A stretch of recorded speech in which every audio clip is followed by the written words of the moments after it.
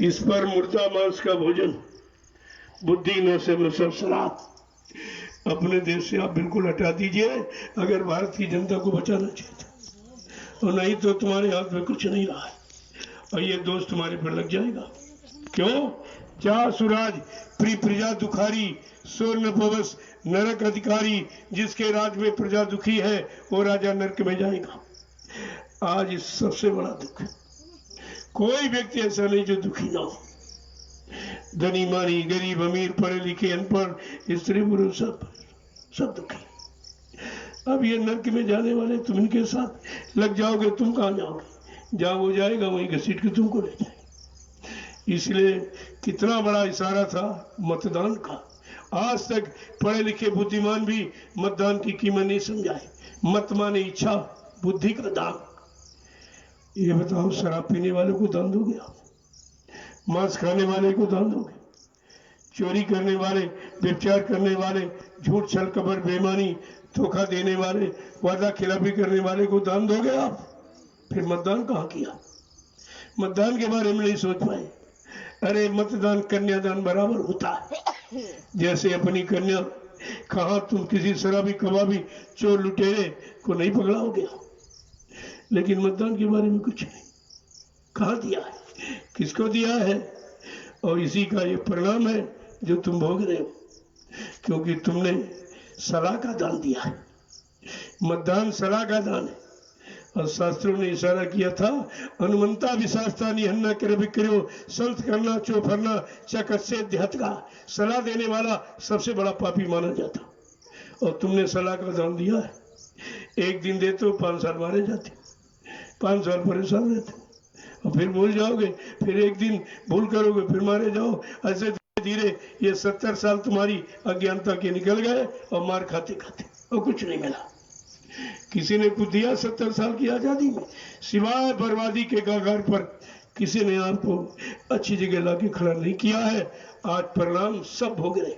सारा विश्व कुदरत के चपेट में है, और बाबा जी ने तो बहुत पहले कहा था, आगे ऐसा समय आ रहा, एक दिन सारा विश्व कुदरत के चपेट में आके खड़ा हो जाएगा, और तुम्हें बचाने वाला, रक्षा सुरक्षा संरक्षा हिफाजत करने वाला कोई नहीं मिलेगा। और जितने जिम्मेदार लोग जो काले नीले पीले लाल हरे झंडे लिए घूम रहे, ये अपने अपने झंडों को फेंक कर अगर जय गुरुदेव प्रभु नाम के झंडे के नीचे अगर ना आ जाए तो इस बाबा को बाबा मत कहना। कितना बड़ा चैलेंज था महापुरुष का। सब हंसी मजाक मखौर, जो हंसा वो फंसा, अब फंस गए और समझ में तुम्हारे आ नहीं रहा। क्या पिछले संतों ने नहीं समझाया? संत गोस्वामी जी महाराज ने इसीलिए रामचरितमानस लिखी कि सबको जानकारी दे दूं कि आगे समय किसके द्वारा खराब आता है, और जो खराब करता है वो और उसके यानी नुमाइंदे वो सब मुसीबत आपत्ति में ही फंस जाते हैं। यह सब लिखा उन्होंने, तो लेकिन आपने कुछ नहीं समझा, कोई ध्यान आपने दिया ही नहीं उन पर। कहा आगे एक ऐसा समय आएगा, बहुमत तीमत बालमत पिन नरेश का राज, सुख संपदा को कहे जान बचे बड़भा। काला की भारत धरती पर लोगों को बहुमत मिलेगा, पूर्ण बहुमत, और स्त्री का राज भी होगा, वो भी हो गया। बहुमत भी सबका देख लिया, बालमत बच्चे का भी शासन है। और कहा कि सुख संपदा जब भी नरेश का राज हो जाए। आज कोई राजा नहीं है जो अपनी प्रजा की रक्षा कर सके, संभाल कर सके, इनको न्याय सुरक्षा रोजी रोटी दे सके, महंगाई गरीबी बेरोजगारी से इनको बचा सके। क्या ऐसा कोई है? कहा तो बिन नरेश का तो राजा ही है। कहा उसके राज्य में सुख संपदा को कहे जान बचे बड़भाग। सुख सुख और समृद्धि तुम बात छोड़ दो, तुम अपनी जान बचा लो, यही बहुत है। तो लिखा कभी झूठ नहीं होता, क्योंकि वो त्रिकालदर्शी संत महापुरुषों का बोध है, वो ज्ञान उनका है, और आपके सामने आ गया है और आप कुछ नहीं कर सकते। और अब भी नहीं हारी मान रहे, ये अब भी नहीं माने कि हम हार गए, हमारे बस का कुछ नहीं, हम जीते नहीं थे, वो जीत हमारी धोखा थी, हम हार गए। जब कोई काम नहीं कर पाए तो हार तो वही गई, क्योंकि आपने वादे किए। अरे भाई, जनता ने वोट सपोर्ट नोट किस लिए दिया तुमको? कि हमारा काम होगा। जब कोई काम नहीं हुआ तो झूठे तो हो ही गए आप। इसमें तो जरा सा भी संशय नहीं, झूठे हो गए आप। और कहते कि कोई नहीं कर पाएगा, क्योंकि करने वाली तुम्हारी क्रिया ही नहीं, करने वाला तुम्हारे में कोई यानी विचार ही नहीं है। तुमको अपने करने की, हमारा हो जाए, हमारा कोष बन जाए, हमारी कुर्सी बच जाए, इसके सिवा कभी ये सोचते हो कि भारत की जनता बच जाए? कैसे बचेगी? और तुम जनता के रक्षक हो, और कहा था कि रक्षक भक्षक हो जाएंगे। एक दिन ऐसा आएगा, ये रक्षा करने वाले ही तुम्हारे भक्षक बन जाएंगे, जानलेवा। ऐसी इनकी नीति रीति होगी। तुमको बताया तो सब गया, 8 सालों में क्या सुनाया, लेकिन किसी ने उसकी तरफ ध्यान नहीं। कहते रहे तो ऐसे ही बोलते रहते, ऐसे ही बोलते रहे। ऐसे नहीं बोलते रहते, इसके लिए बोलते हैं जो तुम्हारे सामने आके खड़ा हो गया और जिसके लिए तुम विवश हो। कुछ नहीं कर सकते, कुछ नहीं। अरे बीमारी होती तो दवा बना लेते अब तक। बीमारी नहीं, कुदरती कहर, तुम्हारे पाप कर्मों की सजा। जो कुदरत ने नमूना भेजा, देख कि मेरे तुमने महासंत महापुरुषों की बात नहीं मानी, जो तुम्हारे हित में, तुम्हारे सुधार के लिए, तुम्हारे कल्याण के लिए कहते थे। तो देखिए नजारा क्या हो रहा। अब सब बेचारे थक गए, सब परेशान, कोई सुखी नहीं है। अब इनके भाषण से बंद हो गए, कोई नहीं बोलता। क्या बोलोगे? तुम बोलने के लायक हो? तुम अपनी जनता को मुंह दिखाने के लायक हो? तुमने सब झूठ कहा था, क्योंकि तुम त्रिकालदर्शी नहीं हो। त्रिकालदर्शी संत महापुरुष होते जो भूत वर्तमान को देख करके तब कुछ कहते। और तुम कहते रहे तुम्हारा सब झूठा हो गया। अब तुम कौन सा मुंह लेके जनता के बीच में आओगे? लेकिन तुम इसमें बेसर वो जरूर आओगे, क्योंकि तुमको तो नोट वोट चाहिए। तुमको और जनता बचे मरे या जिए से कोई मतलब नहीं। तुमको तो अपनी कुर्सी की भूख है। तो ये तो कभी किसी का रहा ही नहीं। कुर्सी भी तुम्हारी नहीं है, वो भी मिलती है वो चली भी जाएगी। भारत की जनता का पिछड़ा इतिहास देखिए। इसने बड़े बड़े राजे महाराजों को कान पकड़ के गद्दी के नीचे उतार दिया। आज तक वो बन नहीं पाए। ये भारत की जनता जिस दिन जान जाएगी, चेत जाएगी, जाग जाएगी और सत्य और झूठ और नगर और असल की पहचान कर लेगी, इस भारत की जनता में इतनी शक्ति है कि मिनट नहीं लगेगा तुमको कान पकड़ गद्दी नीचे उतार देगी। लेकिन अब बेचारी जागरूक नहीं है, अब ये सुनना ही नहीं चाहती, फिर सुन करके करना नहीं चाहती और समझना नहीं चाहती। तो ना समझो, समझाने वाली कुदरत तुम्हारे सिर पर आके खड़ी हो गई। जब तुमने उनकी बात नहीं मानी, उन्होंने अपना चार्ज कुदरत को दे दिया। कुदरत को, क्योंकि मार काट वो कर नहीं सकते। वो दयालु है, दयाल देश से आए, दया करने आए। वो मार काट और अपमान किसी का नहीं करता। नहीं मानोगे तो कहा चलो चार दे दिया। अब कुदरत को चार दे दिया, अब सुन बौखला गए हो। अरे अभी तो वो छोटा सा नमूना है, अब ऐसे बहुत आइटम उसने रखे। कहा अगर ये धार्मिक धरा पर मुर्दा मांस का भोजन न रोका गया, बुद्धि नशा शराब का पीना बंद न कराया गया, जिससे बुद्धि पागल हो जाती, माँ बहन बेटी बहू की पहचान खत्म हो जाती, अगर इसको बंद न किया गया तो कुदरत ने ऐसी जानलेवा बीमारी बना के तैयार कर दी है कि मिनट नहीं लगेगा, देश से देश, मुल्क के मुल्क साफ हो जाएंगे। तुम तो बात ही नहीं समझते। अब तो उसने अपना सफाया का काम शुरू कर दिया। अरे तुम्हारे बस का तो रोक लो। कुदरत को रोक सकते हो? जरा सा इधर से उधर कर देगी। तो ऐसी का बहुत से जानलेवा बीमारियां खड़ी हैं। अगर ये नहीं, जब लोगों ने सोचा कि चीन जैसा मांसाहारी देश विश्व में कोई नहीं, अच्छा कच्चा सब खा जाते, इल्ली बिल्ली चूहे कुत्ते सब, वो परहेजी किसी बात का नहीं। तब कुदरत ने वहीं से बीमारी भेजी कि देख इस मुल्क से बीमारी आ रही, ये घोर मांसाहारी है, तो तुम्हारी पास तो ये बुद्धिमानी थी कि अपनी धार्मिक धरा भारत पर से ये मुर्दा का खान पान और ये हत्या हिंसा काटना पीटना और बुद्धि नशा शराब इसको खत्म करा देते, तो भारत में कोई बीमारी नहीं होती, कोई बीमारी नहीं होती। लेकिन ये अपनी बुद्धि लगा रहे। तो जब लॉकडाउन लगा 3 महीने, जब खुला तो सबसे पहले शराब का ठेके खोल दिया। न सड़क यातायात खोला, न दुकान खोली, न व्यापार खोला, न स्कूल कॉलेज खोले। सबसे पहले क्या खोला? शराब का ठेका। देखो बुद्धि क्या है। अरे विनाश काले विपरीत बुद्धि, ये बुद्धि विपरीत दिशा में क्यों जा रही है? तुम्हें विचार करना चाहिए इस पर। अब जो आपने किया है और लिया है वो तो भुगतान तुमको करना ही पड़ेगा। जब जैसी हो तबियता तब तैसी मति होए, और काल रेख की लेख को और मेट सके नहीं कोई। जो आपने किया तो होनी तुम्हारे सर पे बोटे बैठ के बोलेगी। देख लीजिए, बड़ी आमदनी शराब से, बड़ी आमदनी देखते हो भारत की जनता, ये कंगाल हो जाएगी। रोटी खाने के पैसे नहीं तो शराब, फिर जमीन बेचेगी, मकान बेचेगा, ये करेगा वो करेगा। तो ये तुम्हारा यानी प्रगति की, ये देश के उत्थान प्रगति की बात की पतन की बात है। सारा देश कहाँ चले जाए, रहने वाले गरीब कंगाल हो जाएंगे। फिर ये चोरी डकैती कत्ल राजनी नहीं करेंगे तो क्या करेंगे?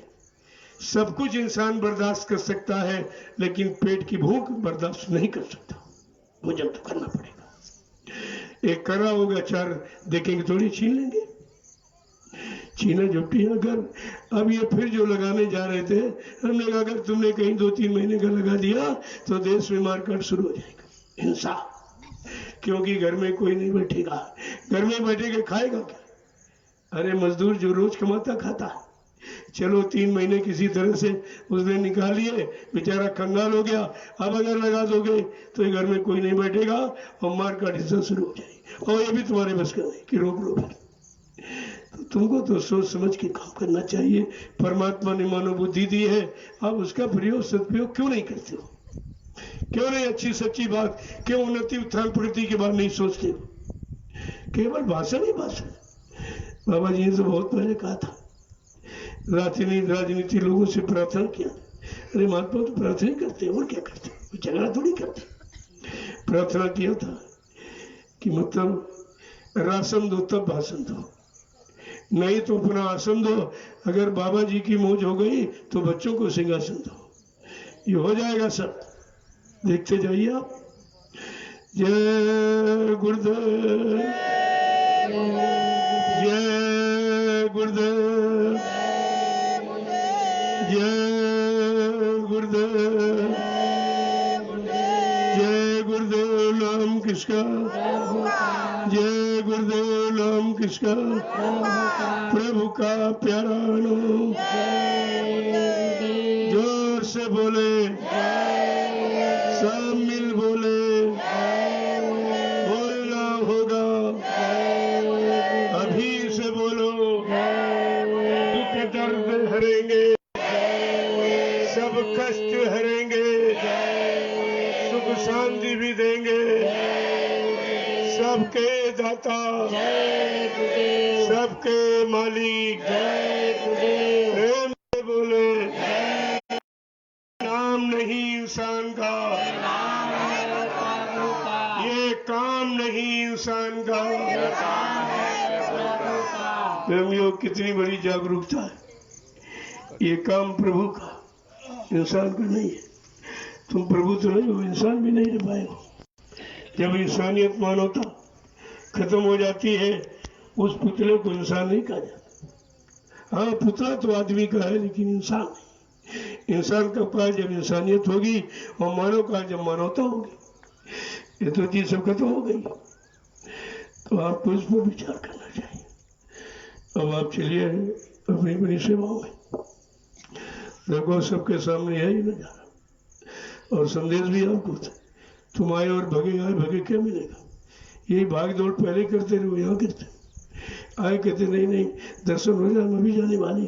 तुमने कहा दर्शन क्या करेगा जब तुम कुछ करोगे नहीं, न सेवा करोगे, न मतलब यानी सत्संग सुनोगे, न पानी भजन करोगे, तो ये दर्शन क्या करेगा? अरे यहाँ कोई पत्थर की मूर्ति कागज के लिए थोड़ी तो देख के चले जाओ, काम हो जाएगा। ऐसा कुछ नहीं। तरस, जब दरबार का रस तुम्हारी आज समझ में तब तो दरस होगा, लेकिन न दरस न परस कुछ नहीं, सब महिमा तुम भूल चुके हो। और कहा दरस परस मुखमंजन पाना और विप्र कहा सुन वेद पुराना। दरस और परस से कितना बड़ा लाभ मिलता है वो तो जीव जीव करता वही बताएगा, वो बताएगा। जैसे बर्फ छुओ तो ठंडा, अग्नि तो गर्म, प्रभाव है। ऐसे उन शरीरों का प्रभाव अलग है। भोगी का शरीर छुओगे कुछ दिन बाद तुम भी भोगी बन जाओ, रोगी का शरीर छुओ तुम भी रोगी बन जाओगे, और योगी से स्पर्श हो जाओ तो योगी बन जाओगे। वो तो शरीर का गुण अलग अलग होता है, और शरीर तो सभी दिखाई देते। अगर कोई किसी बेटी पर हाथ रख दे तो गोली कांड हो जाएगा, और यहाँ जबरदस्ती हाथ पकड़ के नहीं नहीं हमारे सर पे हाथ रखिए, अभी आपने हाथ क्यों नहीं रखा, ये क्या है? ये शरीरों की महिमा अलग अलग होती है। यहाँ जबरदस्ती पकड़ कर हाथ कहते हमारे पर हाथ क्यों नहीं रखा। ऐसे किसी पर हाथ रख के जरा देखो, रखे कितनी मार पड़ेगी, और फिर भी समझ में नहीं आता ये कौन सा खेल हो रहा है, क्यों हो रहा है। सारी दुनिया जरा सा मतलब यानी स्पर्श कर दो किसी स्त्री को तो गोली कांड हो जाएगा, और यहाँ ये सब क्यों नहीं हो रहा। ये धरती का भाव विचार क्यों बदला है।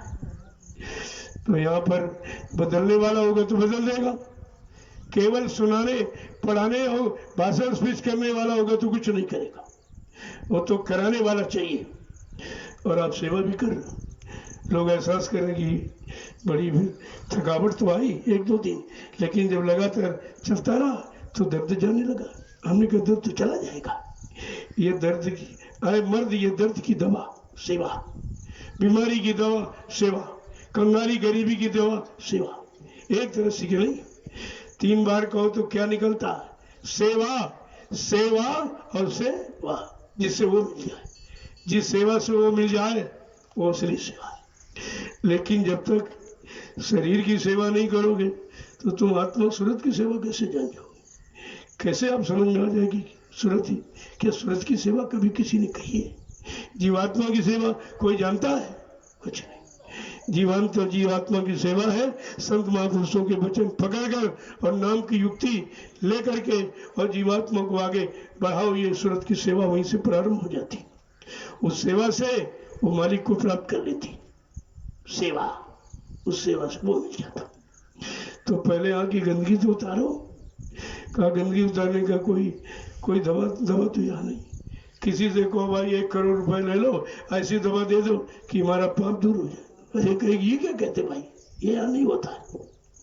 रुपए पैसे धन दौलत खर्च करके जो काम नहीं होता है वो सेवा के द्वारा होता है। बिल्कुल मुफ्त इलाज है ये।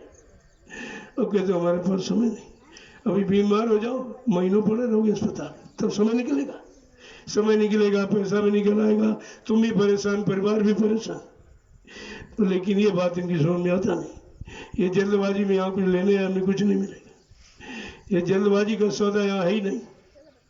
ये सूखा दर है, सूखी रगड़ाई होती है। तुम्हारी घर जो तो नहीं भग जाओ। मैं यहाँ बाजार लगाने नहीं आया हूँ, ना भीड़ लगाने आया हूँ। इतनी भीड़ मथुरा में लगी, उस भीड़ से आपको क्या मिला? कुछ मिला किसी को? तुमको केवल ये मिला संग का संदेह भूल भ्रम, और सब भग गए छोड़ के। ये तुमने भीड़ में पाया है। तो भीड़ का निर्णय कभी सच्चा अच्छा नहीं होता। निर्णय तुमको अपनी करनी का लेना चाहिए कि हम कर क्या रहे हैं, हम सोच क्या रहे हैं, हम खा क्या रहे हैं, हम किधर चल रहे हैं। ये तुमको अपने आप को सोचिए, वहीं से आपको लाभ मिलेगा। लेकिन भीड़ से लाभ, तो भीड़ में तो सब तरह के लोग आए और उनको तुम पहचानते भी नहीं। कौन किस स्वार्थ लोभ लालच लेके आया, कौन कितना गंदा पाप कर्म करने आया है करके आया, तुम्हें क्या पहचान भीड़ की। तो भीड़ का निर्णय हमेशा खराब होता, अच्छा नहीं होता। जय गुरुदेव, जय गुरुदेव, जय गुरुदेव। देखो बड़े बड़े कार्यक्रम में कितने भंडारे इसी जमीन, 72 भंडारे लगे थे पिछले कार्यक्रम। तो उसमें तो सब तरह के लोग आए, उनको रोटी खिलाई, आपको उसका लाभ बहुत कम परसेंट है। आज जो सेवा कर रहे हैं, भजन कर रहे हैं, सत्संग सुन रहे हैं, इनको खिलाइए आप तो पूरा लाभ तुम्हारे खाते में। लेकिन कोई दिखाई नहीं दे रहा, भंडारे पता नहीं कहाँ चले गए सब, किसी को जैसे जरूरत ही नहीं, जबकि 6 जिलों को ये प्राथमिकता दी गई थी। आपका हरदोई और सीतापुर, लखीमपुर, पीलीभीत, बरेली, 6 जिलों को मौका दिया गया था कि तुम अपनी बना लो और तुम नज़दीक में हो। तो ये तो बेचारे नहीं, लेकिन बम्बई कलकत्ता से लोग आ गए, हजारों किलोमीटर से हजारों रुपए खर्च करके आ गए, लेकिन नज़दीक वाले सब सो रहे। सीतापुर के कितने जगह जिनके यहाँ ये काम हो रहा है, सीतापुर में कितने जगह, और जो आए थे वो भी भूल गए सब, वो भी सो गए सब। अरे हमेशा का नियम रहा कि चिराग के नीचे अंधेरा ही होता है, कि जब मथुरा में इतना बड़ा जंगल लगाया गया तो क्या मथुरा के रहने वाले अंडों पंडों ने कुछ समझा था? कुछ नहीं समझा। और ये दूर थे, तमाम हिंदुस्तान के बाहर से भी अन्य देशों से लोग आए, मतलब यानी, लेकिन वहां के लोग रह गए। क्यों? दीपक कितने अंधेरा होता है। आज कितने लोग पड़ोसी जिलों के आते हैं, कुछ नहीं आते। देखिए दूर दराज से लोग, और वो महीनों, और तुम आओगे तुम भगोगे। आए तुरंत कहना अभी पहुंच जाओगे, नजदीक तो रहता हूँ। अब नजदीकी तुमको यहाँ रहने नहीं दे रहे। अब दूर से जो आया है कहता भाई बड़ी मुश्किल से इतनी दूर से आया हूँ, इतना किराया भाड़ा लगाकर, चलो इससे जितना लाभ लेना चाहूँ ले लूंगा। वो तो ये सोचता, लेकिन नजदीक वाला भगने को सोचता। वो टिकने रहने के लिए नहीं सोचता, भगने सोचता। कल तमाम लोग हमने जाओ, तुम तो भगोड़े हो, तुम कौन रुकने वाले? पहले भगते रहे, आज भी भग रहे हो। इस भगने में कुछ नहीं मिलेगा, रुकने में और ठहरने में और करने में ही तो कुछ मिलेगा। अरे जब रुकोगे तभी तो कुछ करोगे, कि भगने में कर लोगे? भागने वाला क्या कर सकता? भागते रहेगा, दूसरा काम तो कर नहीं सकता। तो ये हमेशा का नियम है।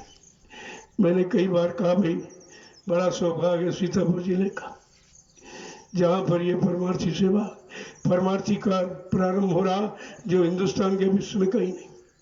यह काम कोई नहीं करा रहा, क्योंकि परमार्थी सेवा का लाभ किसी को मालूम नहीं है, क्या क्या लाभ होता है। वो तो स्वार्थ की सेवा मतलब जानते थे बेचारे, और वही करते रहे। और जब कुदरत ने कहा अरे ये तो बिल्कुल अपने को एकदम स्वार्थी बना रहा, और सबको लूट रहा, और सबसे ले रहा, और बदले में कुछ नहीं दे रहा, तो फिर से उसने एक करिश्मा किया, एक खेल खेला। उसी खेल में सब फंसे पड़े। इनके पास कोई तरीका नहीं है कि निकल सके। और आप देखते जाइए, तुमको बात माननी ही पड़ेगी। कब मानोगे? रावण की जैसे सब बिगड़ लो, तो सब बिगड़ जाए, फिर मानने का मतलब क्या निकला? अरे बिगड़ने के पहले जान जाओ, मान जाओ, पहचान जाओ, अपना काम बना लो, तो ये तो बुद्धिमानी है। और सब बिगड़ गया, कौन सी बुद्धिमानी? तो ये तो आपको सोचना ही पड़ेगा। जय गुरुदेव। अब आप चलिए, देखो लखीमपुर का भंडारा एक ही बार कहने से प्रेमी आ गए। इन जिनको लाभ मिलना है उनको सब सुनाई दिखा, जिनको नहीं लाभ मिला, ये बोला जा रहा सारा हिंदुस्तान से सुन रहा है, क्या उनके कान नहीं है? ये तो बच्चे सब जगह भेज रहे हैं, सब जगह। ये तुम नहीं देख रहे हो, तुम जो खड़े हो, ये बोला जा रहा सब सुन रहे हैं, सब सुन रहे हैं, सब विचार कर रहे हैं कि सब पर तो लॉकडाउन है, इन पर टॉकडाउन भी नहीं लगा, तो कैसे लगेगा? यहाँ कोई स्वार्थ, कोई लोभ लालच, कोई झगड़े झंझट, कोई धरना घेराव, इस तरह का कार्य तो यहाँ न किया जाता, न ऐसी शिक्षा यहाँ दी जाती। ये तो मानवता इंसानियत का संदेश है, और मानव समाज स्वच्छ और पाक साफ निर्मल तैयार हो जाए, उसकी तैयारी हो रही। अब तुम ना समझो तो हम उसके लिए क्या करें? और आपको दिखाया भी जा रहा, सब करके दिखाया जा रहा, और इन जिम्मेदार लोगों से कुछ नहीं मांगा जा रहा, कुछ भी नहीं। और काम ये सब के लिए हो रहा, केवल हिंदुस्तानी, सारा विश्व ये ऐसे तपोभूमि है। 88,000 ऋषियों की मेहनत है इसमें, पूरा जीवन उनका लगा हुआ। तुमने उनकी क्या कीमत समझी? जबकि गोस्वामी जी महाराज ने कहा अरे भाई जमीन पर कोई स्वार्थी लोभी लाची को टिकने मत देना, न ऋषियों की मर्यादा समाप्त हो जाएगी। और उत्तरकांड में उन्होंने लिखा कि तीर्थवर नैमिष विख्याता अति पुनीत साधक सुखदाता। ये नैमिष धाम तीर्थों का राजा है, तीर्थों का धाम है। और यहाँ पर जब कोई साधक आएंगे, पंडा पुजारी नहीं, साधक को लिखा गोस्वामी महाराज ने, जब कोई साधक आएंगे तो इस तपोभूमि का लाभ उनको मिलेगा। और ये 88,000 ऋषियों की तपोभूमि, उनकी मेहनत भी सार्थक हो जाएगी। वो भी खुश होंगे, आज मेरी जमीन पर कोई अच्छा कार्य हो रहा, परमार्थ का। यहाँ स्वार्थ लोभ लालच का कोई काम, झगड़े झंझट का कोई काम नहीं, रुपया पैसा लेना, ये भिखारी न बनना, न बनता हूं न बनाता हूं, ये काम नहीं होता। फिर आप सोचिए आखिरकार ये काम हो रहा तो क्यों हो रहा। जो लोग करते हैं तो मतलब दान दक्षिणा के लिए करते, इसके लिए तो कोई मुंह से बात कोई निकलता नहीं बिना इसके। और यहाँ तो वो संदेश दिया जाए जो इन किताबों में भी नहीं है, और उसके लिए कोई खर्चा नहीं, कोई पैसा नहीं, एक नया पैसा नहीं, इसकी मजदूरी है। अब ये प्रेमी है, इनमें श्रद्धा, सेवा भाव, आस्था, विश्वास जाग जाता है तो कहते नहीं नहीं हमारा 1 रुपये ले लो और 2 रुपये 10 20। तुमने कहा ठीक है, अब तुम्हारी इच्छा है तो मैं इसी में लगा देता हूँ, इसमें लग जाएगा। तुम्हारी सेवा से करोड़ों लोग लाभ उठाएंगे और आपके सामने सब लग भी रहा। ये देखो जो हमको लोगों ने, मैंने तो मांगा नहीं किसी से क्योंकि मेरा ये काम नहीं है, और इन्होंने श्रद्धा, आस्था, विश्वास के साथ जो 1 रुपया 2 रुपया 10 20 50 रुपये दिए, मैंने उनको इकट्ठा रखा है और उसी से कितनी बड़ी जमीन खरीदी गई। ये तुम्हारी सेवा से, मेरे पास तो कुछ नहीं। मैं तो स्पष्ट कहता भाई मेरे पास कुछ है ही नहीं, ना स्त्री है, ना कोई बच्चा है, और ना मतलब कोई बैंक बैलेंस, ना कोई खाता है, ना कोई कुछ नहीं है। मेरे पास सिर्फ लंगोटी है, कुछ नहीं, कुछ नहीं। लेकिन उसमें कितना बड़ा असर, प्रभाव, शक्ति है ये आप नहीं जानते, ये नहीं जानते हो। क्योंकि अंत में तुम्हारे हिस्से लंगोटी ही पड़ेगी। जब मर जाता है कपड़े सब उतार लिए, एक लंगोटी लगा दीजिए, तब भी तुमको ज्ञान नहीं है कि अंत में लंगोटी ही मिलनी। अगर लंगोटी का अर्थ तुम समझ जाते हैं तो तुम्हारी कद्र और पूजा हो जाती। यही असली चीज है, इसके अलावा कुछ नहीं। अगर लंगोटी का सच्चा है उसी को महात्मा कहा जाता। लंगोटी का सच्चा है वो बहादुर होता है, वीर बहादुर होता है। और यही तो यानी मतलब महापुरुषों ने तो ये कहा, ये चीज असली है। और इसी को रोकना, इसी पर नियंत्रण, कंट्रोल करना का तुम्हारे लिए ठीक, और तुमसे कराया भी गया। जब 11-12 जून 1983 में दिल्ली वोट क्लब में आपको हमको ले जाया गया और कहा बच्चा ये पार्लियामेंट, इसके सामने ये फकीरी वेश धारण करो, हिंदुस्तान का कानून है, इसमें इसके समक्ष खड़े होकर ये संकल्प प्रतिज्ञा लो कि जब तक देश में अच्छी व्यवस्था नहीं आ जाएगी, सबको रोजी रोटी, सुकून, शांति नहीं मिल जाएगी, ये टाट फकीरी भेष मैं शरीर से उतारूंगा नहीं। ये संकल्पित वस्त्र है। और कहा तुम्हारे हिस्से में यही। फिर जब काफिला निकला तब टाटधारियों से कहा सब कपड़े उतारो, केवल लंगोटी लगाओ। ये माँ बहन बेटियां सामने हैं, इनके सामने ये लंगोटी लगा के तुमको रहना है तो तुम्हारा संयम हो जाएगा। यही सबसे बड़ी चीज, यही सबसे महत्वपूर्ण कपड़ा, इसके अलावा कुछ नहीं। और रोज आपको लोग कहते प्रदर्शन करा रहे हैं, बाबा जी प्रदर्शन। जब शाम को जहाँ रात्रि पड़ाव होता था तो रात में वहाँ सत्संग होता था और इन लोगों को आवाज लगाते थे, चलो चलो जंगलवासियों, चलो चलो चलो जंगलवासियों। ये लंगोटीधारी केवल लंगोटी जनेऊ और झंडा, और आगे सामने खड़े हो जाते, लाइन से खड़े हो जाओ, ये देख माँ बहन बेटियां बैठी हैं, इनके आगे तुमको ये संभाल के कस के बांधना है। यही है सबसे महत्वपूर्ण शरीर का। और इसी से देखिए परमात्मा मिल जाता। अगर सच्चा लंगोटी का हो तो परमात्मा पा जाएगा महात्मा। अगर विद्यार्थी सच्चा लंगोटी यानी ब्रह्मचर्य तो फर्स्ट क्लास आता है। और कोई लंगोटी अगर सच्ची हो तो पहलवान विश्व विजेता हो जाता है। इसी वस्त्र का, बाकी तो किसी का वर्णन नहीं। कि कमीज पहनो, पैंट पहनो, शर्ट पहनो, इनका ये किसी वस्त्र की कोई कीमत नहीं है, कीमत केवल अंगूठी की।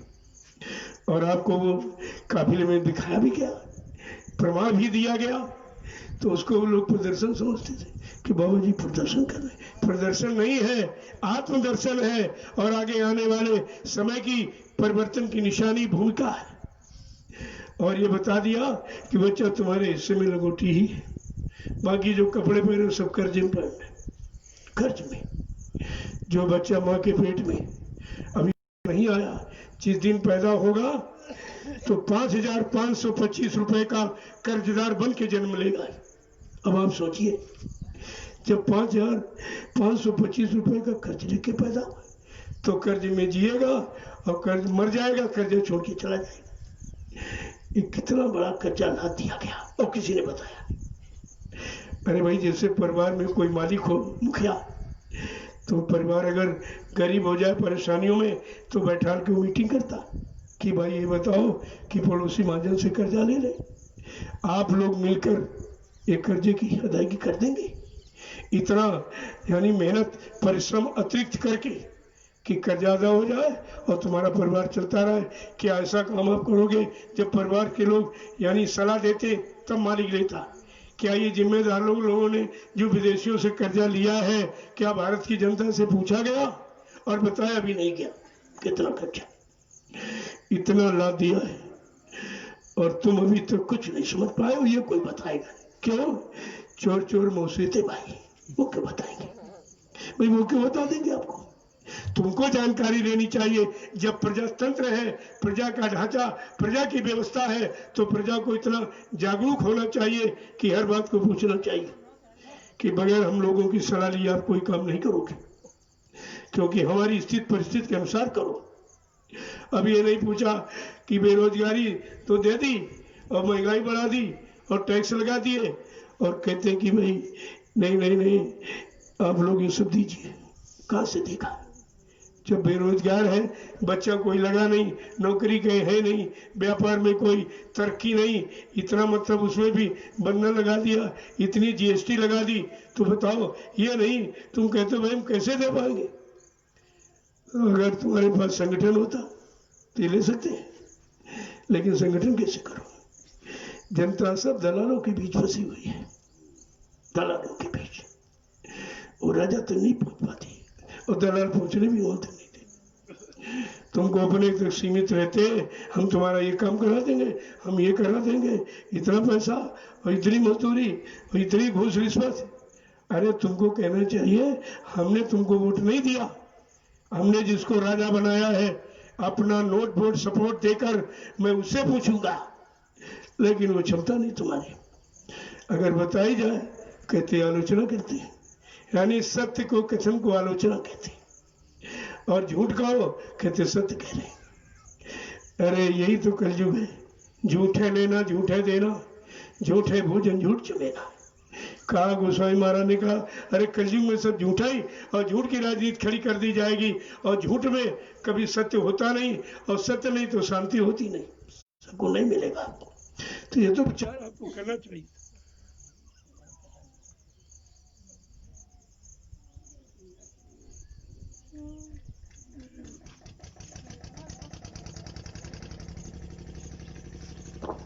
हाँ प्रेमियों, ये तो समय मैंने इसलिए ज्यादा ले लिया, कुछ नहीं प्रेमी। आज इन बेचारों को कहाँ सत्संग मिलता, और इनको ये भी पता हो जाए यहाँ तीनों काम होते जो कहीं नहीं। न घर में आप सत्संग रख सकते हो, न कोई परमार्थ सेवा कर सकते हो, न भजन मन लगता, घर में भी नहीं कर सकते।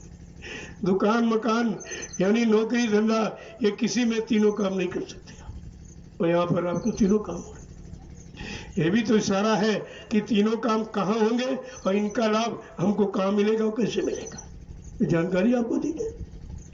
मैं तो सबसे प्रार्थना करता हूँ, हमारा किसी से कोई दुराव नहीं, लगाव है तभी तो प्रार्थना करता हूँ। अब तो हमारे लगाव प्रेम को समझते नहीं हो कि अगर सब ठीक हो जाए, लेकिन ठीक होगा कैसे?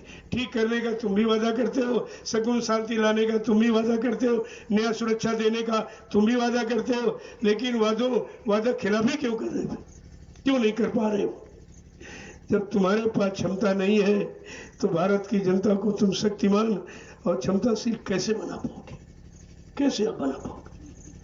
तो मैं तो प्रार्थना करता और करता रहता हूँ कि अभी जाग जाओ, चेत जाओ, होश में आ जाओ। ये हिंदुस्तान विश्व गुरु के नाम से प्रसिद्ध है, आप इस पर कलंक मत लगाइए। और विश्व गुरु होगा, आगे व्यवस्था है। ये तो गंदगी, ये तो झाड़ू लग रही है, ये कुदरत ने झाड़ू पकड़ ली है, सब साफ कर देगी। गंदला समय साफ हो जाए तब सतयुग पदार्पण करेगा। ये गंदगी में नहीं है, गंदगी में तुम नहीं खड़े बैठ हो सकते, तुम बैठोगे गंदगी में तो फिर सतयुग कैसे बैठ गया गंदगी? और सतयुग क्या है? समझते थे बाबा जी किसी देश से ले आएंगे हमको दे देंगे। अरे भाई सतयुग माने व्यवस्था। तुम्हारी आंखें सत्य देखने लगे, कान सत्य सुनने लगे, वाणी सत्य बोलने लगे और पैर सच्ची जगह चल के जाने लगे। हाथ से सच्चा संकल्प, दान और सेवा करने लगो और मन से सच्चा संकल्प विकल्प और बुद्धि से सच्चा निर्णय। प्रेमी उसको कहते हैं सतयुग। सतयुग माने व्यवस्था। जब इस तरह की व्यवस्था हो जाएगी आप उसी को सतयुग कहो। आज व्यवस्था बिगड़ी है तो कलयुग कह रहे हो। बिगाड़ और बनाओ। बिगड़ा है किससे और संभलेगा किससे? तो ये दोनों चीजें आपको समझनी पड़ेगी। भाई किससे बिगड़ा वो हम छोड़ दे, किससे बनेगा उसके पकड़ ले। लेकिन ये समझोगे कैसे? क्या बिना सत्संग के कोई सच्चाई को समझ सकता, सच्चाई को ग्रहण कर सकता या सही सच्चे रास्ते पर चल सकता और सच्ची सही सच्चे लोक की प्राप्ति कर सकता? ये तो विचार आपको करना पड़ेगा। जय गुरुदेव, जय गुरुदेव, जय गुरुदेव। नाम किसका? जय गुरुदेव। नाम किसका? प्रभु का प्यारा नाम। क्या किसी युग में प्रभु नाम बताया किसी ने? हर युग में का सतयुग में हरि नाम बताया, त्रेता में राम नाम बताया, द्वापर में कृष्ण नाम बताया, तो कलयुग में तो किसी ने बताया नहीं ना। जब हर युग का नाम अलग इतिहास बता रहा है, हर युग की परंपरा है कि नया पुरुष नए नाम को लेके आएगा और उसी नाम से काम कराएगा। जो मान जाएंगे उनका काम, नहीं मानेंगे तो मार काट खलियान होगा। और आपने देखा इतिहास पढ़िए, सब है ये तुम्हारे सामने ही है। तो कहा कलयुग का जय गुरुदेव नाम, और वो भी प्रभु का, क्योंकि सारी सत्ता प्रभु की है। ये प्रभु सत्ता है और वो सत्ताधारी प्रभु धाम में बैठा। कहा जब वो प्रभु धाम से वो सत्ताधारी, वो मालिक मृत्युलोक मंडल पर मानव चोला धारण करके आएगा और मतलब यानी और ये प्रभु नाम का प्रचार कराएगा, प्रभु नाम से जीवात्माओं को जगाएगा और प्रभु नाम का बेड़ा लगाकर इनको भवसागर से पार करके इनके घर पहुंचाएगा। तब जीवात्मा प्रभु नाम पहुंचेंगी, तब आवागमन खत्म हो जाएगा। सत्यलोक तक आवागमन है, संत आते जाते रहते, लेकिन सत्यलोक और अगम लोग ये सब क्षेत्र एक ही हो जाता। अब जैसे आप बॉर्डर पर पहुंच गए, ये सत्यलोक का बॉर्डर, आप यहाँ से निकले, आप सब लोगों से पार करते करते तुम्हारी जीवात्मा सूरत लोगों महापुरुष वो ले जाते। तुम तो खुद नहीं जा सकते, तुम्हें जानकारी है, वो पकड़ के ले जाएंगे, सारे लोगों का भ्रमण कराएंगे, जान कराएंगे, देख ये लोग ऐसा, ये लोग ऐसा, इस लोक में ये, इस लोक में नहीं। लेकिन ये तुम्हारा लोक नहीं है, ये ब्रह्मा का है, ये ब्रह्मलोक ब्रह्मा का है और विष्णु लोक विष्णु का है और शिव लोक शंकर का है, साकेत लोक राम का है, कृष्ण लोक गोलोक का है और देवलोक देवी देवताओं का, तुम्हारा नहीं। ऐ जीवात्मा, तुम्हारा तो सत्यलोक है। तब जब सत्यलोक बने तब चलते। कहा देख अभी बॉर्डर पर तू खड़ी है, अभी सत्यलोक नहीं पहुंची, ये बॉर्डर है, तो बॉर्डर पर आप पहुंचे हो, अभी सत्यलोक। जब इस बॉर्डर से उस बॉर्डर तक पहुंच जाओगे, जब पूरी मंजिल तय करोगे, तब माना जाएगा कि तुम सत्यलोक में आए हो। दोनों बॉर्डर क्रॉस करोगे तब एक बॉर्डर की प्राप्ति होती है, एक लोक की प्राप्ति होती। तो कितनी बड़ी बात तुम्हारे सामने नहीं समझ पाया। जय गुरुदेव। अब आप लोग चलिए अपनी अपनी सेवाओं में, सेवा से शरीर का शुद्धिकरण होता है, बीमारियां जाती हैं, मन की कसौटी भी होती है, मन को भोगों से हटाकर इधर बैराग की तरफ लगाया जाता है। ये बैरागी तो है, ना यहाँ लेटने की सुविधा, न चिकना चुपड़ा खाने की सुविधा, न कोई अतपत पत्नी का कोई रिश्ता यहाँ निभा सकते हो। ये तो जंगल ही है, आप तपस्या कर रहे। कलयुग में यही तपस्या, नारी नींद भोजन तजे, तजे खलक की आस। नारी और निद्रा और ये चिकड़ा चुपड़ा भोजन जो मन को खराब करने वाले। काला तुमने लगाया तड़का तो मन भड़का। अब तड़का खाते खाते खाते कितना मन तुमने भड़का दिया है कि अब तुम्हारे कंट्रोल नियंत्रण के बाहर हो गया। कितना प्रयास करो तुम इसको अपनी तरफ नहीं खींच सकते हो, ये तुमको अपनी तरफ घसीट के ले जाएगा। इतना तुमने इसको खिलाया पिलाया है, इतना तुमने इसको समर्थन दिया है, सलाह दिया है, तो अब तो तुम कमजोर हो गए, वो बलवान हो गया और तुमने इस बात को समझा नहीं। और यहाँ सब रूखा भी का हो रहा। ये ऋषियों तपोभूमि है, यहाँ तपस्या के लिए ही तो सब ये किया जा रहा है साहब। और सब तरफ की तपस्या माने कोई जंगल जाना दाढ़ी भर रखना ये नहीं होता। तपस्या आशाएं इच्छाएं और वासनाएं कामनाएं उमंगे तरंगे अगर ये तप माने जला दो, खत्म कर दो, तुम गृहस्थी में तपस्वी हो, गृहस्थी में तपस्वी। एक नारी सदा ब्रह्मचारी, एक सती पति। अगर एक पति है वो सती है, और एक अगर अपनी नारी के सिवा दूसरे पराई नारी को देखता नहीं है वो सच्चा ब्रह्मचारी है। ये ब्रह्म विचार है, लेकिन समझते कहाँ इस बात को। ब्रह्मचारी किसे कहते हैं, सती के, ये तो शब्द यहाँ खत्म हो चुका क्योंकि ब्रह्मचर्य में आग लगा दी और सती प्रथा खत्म हो गई। अब तो सब विचार सिखाया जा रहा, सब विचार को बढ़ावा दिया जा रहा। ये गृह लक्ष्मी घूंघट में थी, घूंघट सीधा और उल्टा पल्ला, जब उलट गया तो सामान सब फैल गया। सभाया और शर्म यानी मर्यादा यानी शिष्टाचार और सभ्यता और सेवा सब चली गई, क्योंकि तुमने पासा पलट दिया। कहते उल्टा पल्ला। अब दो चार महिलाएं से प्रसाद लेने आई, अब जब वो ऐसे करे पीछे, तुमने इसमें कैसे आएगा? अरे पल्ला तो पीछे चला गया है, उसको आगे कर तब प्रसाद मिलेगा। ये पल्ला जो उल्टा है सारा सामान गिरा दिया, कैसे मिलेगा तुझको? तो कहने का मतलब इतना बिगाड़ किया गया चारों तरफ से, कहीं पर सुधार की तो बात ही नहीं। सुधार नीति तो नहीं, सब बिगाड़ नीति। तो जब ये सब चीज चली गई है तभी तो कुदरत नाराज हुई। कुदरत को आपने नाराज किया, जबकि बराबर आपको आदेश और संदेश और निर्देश बराबर दिया गया, लेकिन आपने किसी बात को माने नहीं। तो इसलिए अभी वक्त है गुनाहों से तू तौबा कर ले, फिर न कहना कि हमने सुना था पैगाम में। अभी आपको एक मौका दिया जा रहा है, अब भी आप अगर जाग जाए तो बचा खुचा समय तुम्हारा बच सकता है, लाभ मिल सकता है। और वैसे तो लाभ कहीं है ही नहीं, बेचारे खुद ही सब परेशान जिन्होंने वादा। अब तो कहीं कोई नहीं बोला, सब एकदम जवान पे ताले लग गए। कुदरत ने बता दिया तुम सब झूठ बोलते रहे, स्पीच और भाषण ये सब झूठ देते रहे, कुछ नहीं कर पाए और उल्टा हो गया। कुदरत नाराज हो गई है। अब इसकी नाराजगी तुम कैसे खत्म करो? क्या कुदरत को मनाने का किसी के पास सामान है? कहा वो महात्माओं के पास।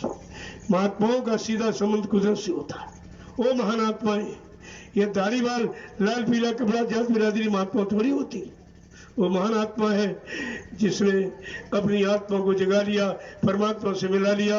दरबार का दरबारी रोज आज आने जाने वाला आता है, वो तुम्हारी फरियाद को भी पहुंचा सकता है, तुम्हारी जीवात्मा को जगाकर परमात्मा से मिला सकता, उसको कहते महात्मा। और तुमने महात्मा शब्द नहीं सुना, क्योंकि यहाँ इतनी भीड़ है, बनावट दिखावट सजावट की कि 1 करोड़ दाढ़ी बाल वाले हो गए, वो काम कुछ नहीं। खाना अच्छा, पहनना अच्छा और लूटपाट अच्छी, ये दान दे दो, सब दे दो, ये सब, और काम कुछ नहीं। तो कुदरत ने तो मौका दिया है कि एक बार इनकी परीक्षा तो करो, इन सबको बुलाओ, इनसे पूछो जो दाढ़ी बाल, ये लाल कपड़ा कहाँ का है? ये भी इनको पहनने वालों को नहीं मालूम है, क्योंकि इन्होंने नकल की। ये लाल वस्त्र का मतलब कि ब्रह्मलोक का जानकार, वो लाल मंडल ही वहाँ का। अगर वहाँ की पहुँच है तो कहा भाई इनको यूनिफॉर्म दी दी गई कि जिसको ब्रह्म लोग जाना हो, पहुँचना हो, इनसे जानकारी ले, वो भी खत्म। और पीला वस्त्र प्रकट देश कृष्ण का, गोलोक जाने का था। कहा जिन्होंने कृष्ण को जान लिया, पहचान लिया, गोलोक तो पहुंच गए, उनकी यूनिफॉर्म ये है, अगर गोलोक जाना, कृष्ण का दर्शन करना, तो इसे पूछ लेना। और सब झूठा, सब झूठा, एकदम झूठा, कुछ नहीं। इनको जब यही नहीं मालूम अपने आप को, तो ये उन लोगों की बात, जो मृत लोग की बात नहीं जानता, वो मतलब अन्य लोगों की बात कैसे तुम्हें बताएगा और कैसे तुम्हें जगाएगा, पहुंचाएगा। तो कुदरत ने तो एकदम खुलासा कर दिया कि इनकी सब पहचान होने का समय आ गया है, इनको बुलाओ। क्या तुमने कोई भक्ति करके शक्ति कोई प्राप्त की है? आज हिंदुस्तान पर कहर छड़ा, मुसीबत आई हुई है, कि आप दूर कर सकते हो? जो दूर कर दे वो असली, बाकी सब नकली। अभी पहचान हो ही जा रही थी, घबराते आप क्यों? सब तुम्हारे सामने सब आज एक खड़ा हो जाएगा कि नकली गुरु और असली गुरु कौन। ये तो सब पहचान हो जाएगी, और तुम्हारे पास तो कोई पहचान ही नहीं। यद्यप सारी पहचान आपको दी गई सत्संग के माध्यम। 10 जुलाई 1952 से 2012 और 8 साल, ये 68 वर्ष हो गए, और तुम्हारे पास कुछ नहीं। 68 वर्ष का समय आपने खराब कर दिया। अब बचा कितना तुम्हारे पास? अरे गई बहुत, रही थोड़ी, वो भी जाने वाली है। अगर नहीं समझ पाए और इसी में फंसे रहे इधर और उधर में, तो उधर नहीं जा पाओगे। इधर उधर में फंसे गए तो उधर नहीं जा पाओगे। तो आपको अपनी अटक भटक अरे खत्म करनी चाहिए। किसी दरबार में जाओ, वहाँ का सुनो तो, कि अपने लिए सुना रहा, कि हमारे लिए सुना रहा, अपने बनने की बात कर रहा, कि हमारे बनने की बात कर रहा। ये दान दक्षिणा, रुपया पैसा अपने लिए ले रहा, क्या इसके बदले हमको कुछ देगा? इतनी भी तो पहचान तुम्हारे पास नहीं। अरे बाजार जाते हो, जब जेब खाली होती तो झोला भर जाता है, संतोष हो जाता है कि चलो झोला तो भर गया। लेकिन ये धर्म की बाजार में तुमने प्रवेश किया और कितना रुपया खर्च किया, बदले में कुछ मिला है? आप बदले में ये बीमारी मिली है, परेशानी, आपत्ति, मुसीबत मिली, लड़ाई झगड़े, मारकाट, हिंसा, इसके महंगाई, गरीबी, बेरोजगारी से समय आपके पास कुछ नहीं, कुछ मिला ही तुमको नहीं, क्योंकि वहां कुछ था ही नहीं, यही था। अरे बात, जिसके पास जो देगा वही तो, जिसके पास जो होगा वही तो दे देगा, दूसरा कहां से दे देगा? और तुमको ये पहचान नहीं है। और जितने आए सबने परिचय दिया। जब राम आए उन्होंने परिचय दिया कि भाई मैं धर्म की स्थापना करने आया हूं और दुष्टों का संहार और भक्तों की मदद।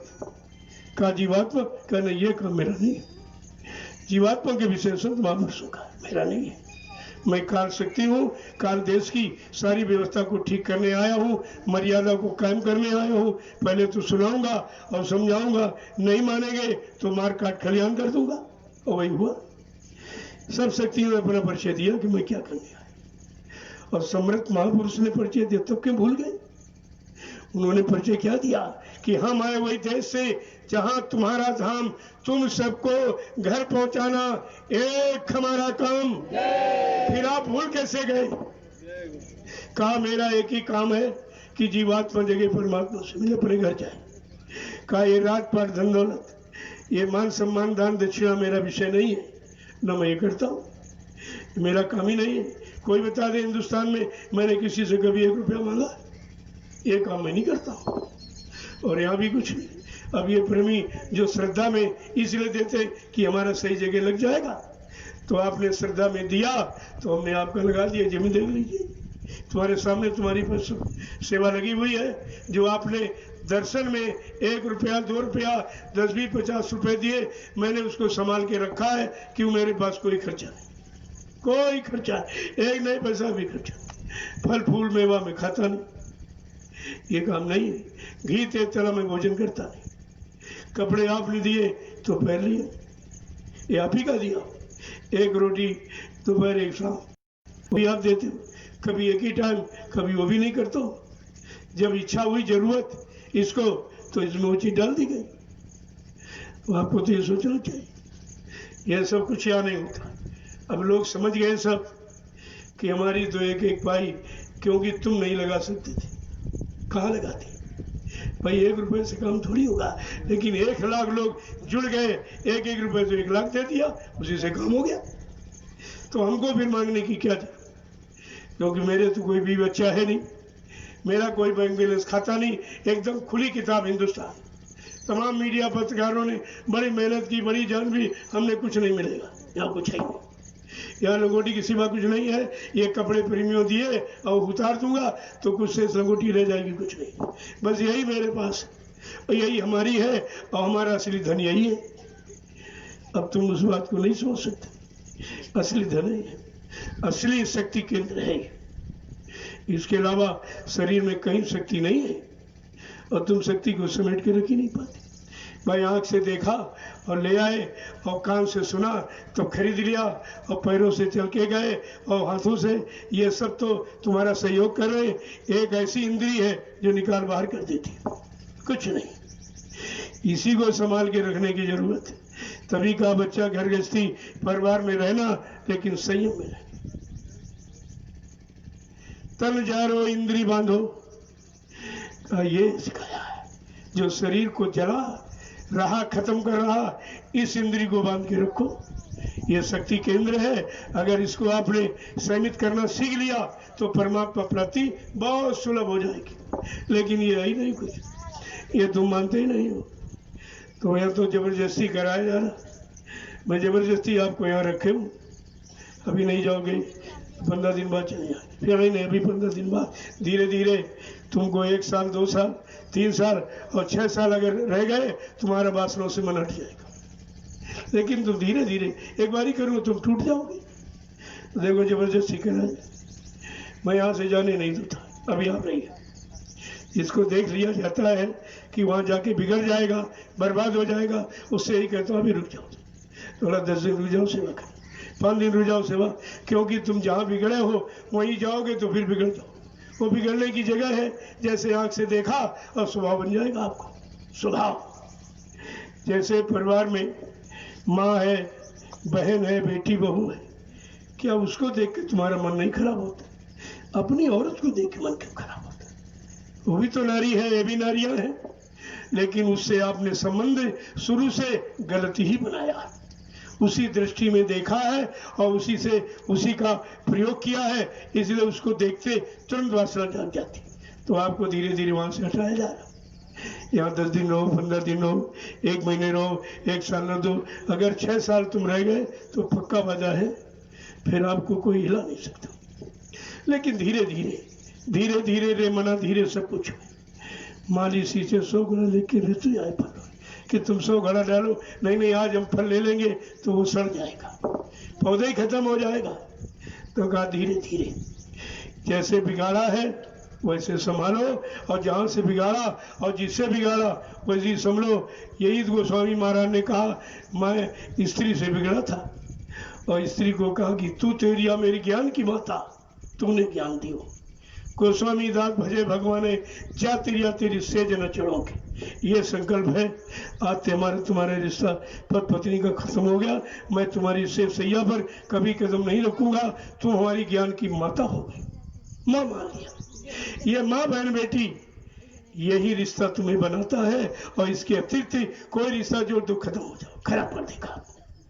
तभी कहा भाई देखो तुम माँ बेटी देखो, सुनो तो सच्चा संदेश सुनो, और जाओ तो सच्ची जगह चल के जाओ, और हाथों से सत्य सेवा काम करो, और मन से सत्ता संकल्प विकल्प करो, और बुद्धि से सच्चा निर्णय लो, तुम्हारी बिगड़ी व्यवस्था सब ठीक हो जाएगी। तभी तो यहाँ पर आपको रखा जाता। मतलब देखा जा रहा खराब हो जाओगे, थोड़ा रुक जाओ, 10 दिन 15 दिन मन मर गया, फिर उत्तेजना उठी तो कहते नहीं भेज दीजिए, हम जाएंगे, हम जानते हैं तुम जा नहीं रहे हो, बर्बाद होने जा रहे हो, अच्छा रुक जाओ, कल चले जाना। तब तो बस खत्म। तो घड़ियां हैं आती जाती, मन अपनी तरंगे उंगली उठाता रहता है। वो तो देखते हैं कि कौन सी तरंग उठी है, तो आपको 1 दिन रोक दिया जाएगा और कल ये खत्म हो जाएगा। कहे अच्छा आप नहीं जाएंगे, कहते हमने कल क्यों कह रहे थे, कल पता नहीं अंदर में क्यों इच्छा हुई, चलो घर चले।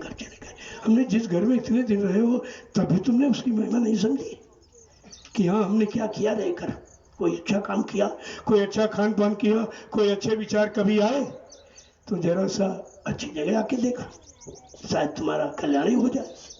तो यहाँ लोगों को इसीलिए बुलाया जाता और फिर जबरदस्ती रखा जाता। अब मतलब यानी एक बस लेकर लोग आए, कहने लगे हम कल जाना चाहते हैं। तुमने फिर आए क्यों थे, इतना पैसा खर्च करके आए, कल जाओ, कल मत जाना, परसों चले जाना। अरे नहीं नहीं, वो परमिशन नहीं है, मतलब ये हमने परमिशन से तुम्हारा सब हो जाएगा, कोई कुछ नहीं कहेगा, झंडा लगा लेना, कुछ नहीं कहेगा। अब वो जब परसों गया तो जहाँ की बात थी वहाँ बस पलट चुकी थी। लोगों ने देखा कि अरे, पूछे भैया बस पलट गई, कहाँ इतने टाइम में जो भी आएगा इस स्थान पर भूत प्रेत रहता है उसको पलट देता है।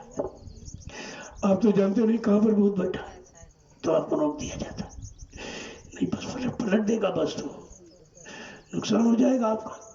इसीलिए कहा 11 बजे के बाद मत चलना, अगर जाना ही है तो 11 बजे तक, इसके बाद ड्राइवर को विश्राम दे दो और उधर 3 बजे, क्यों 11 और से 2 तक भूत का पहरा रहता है।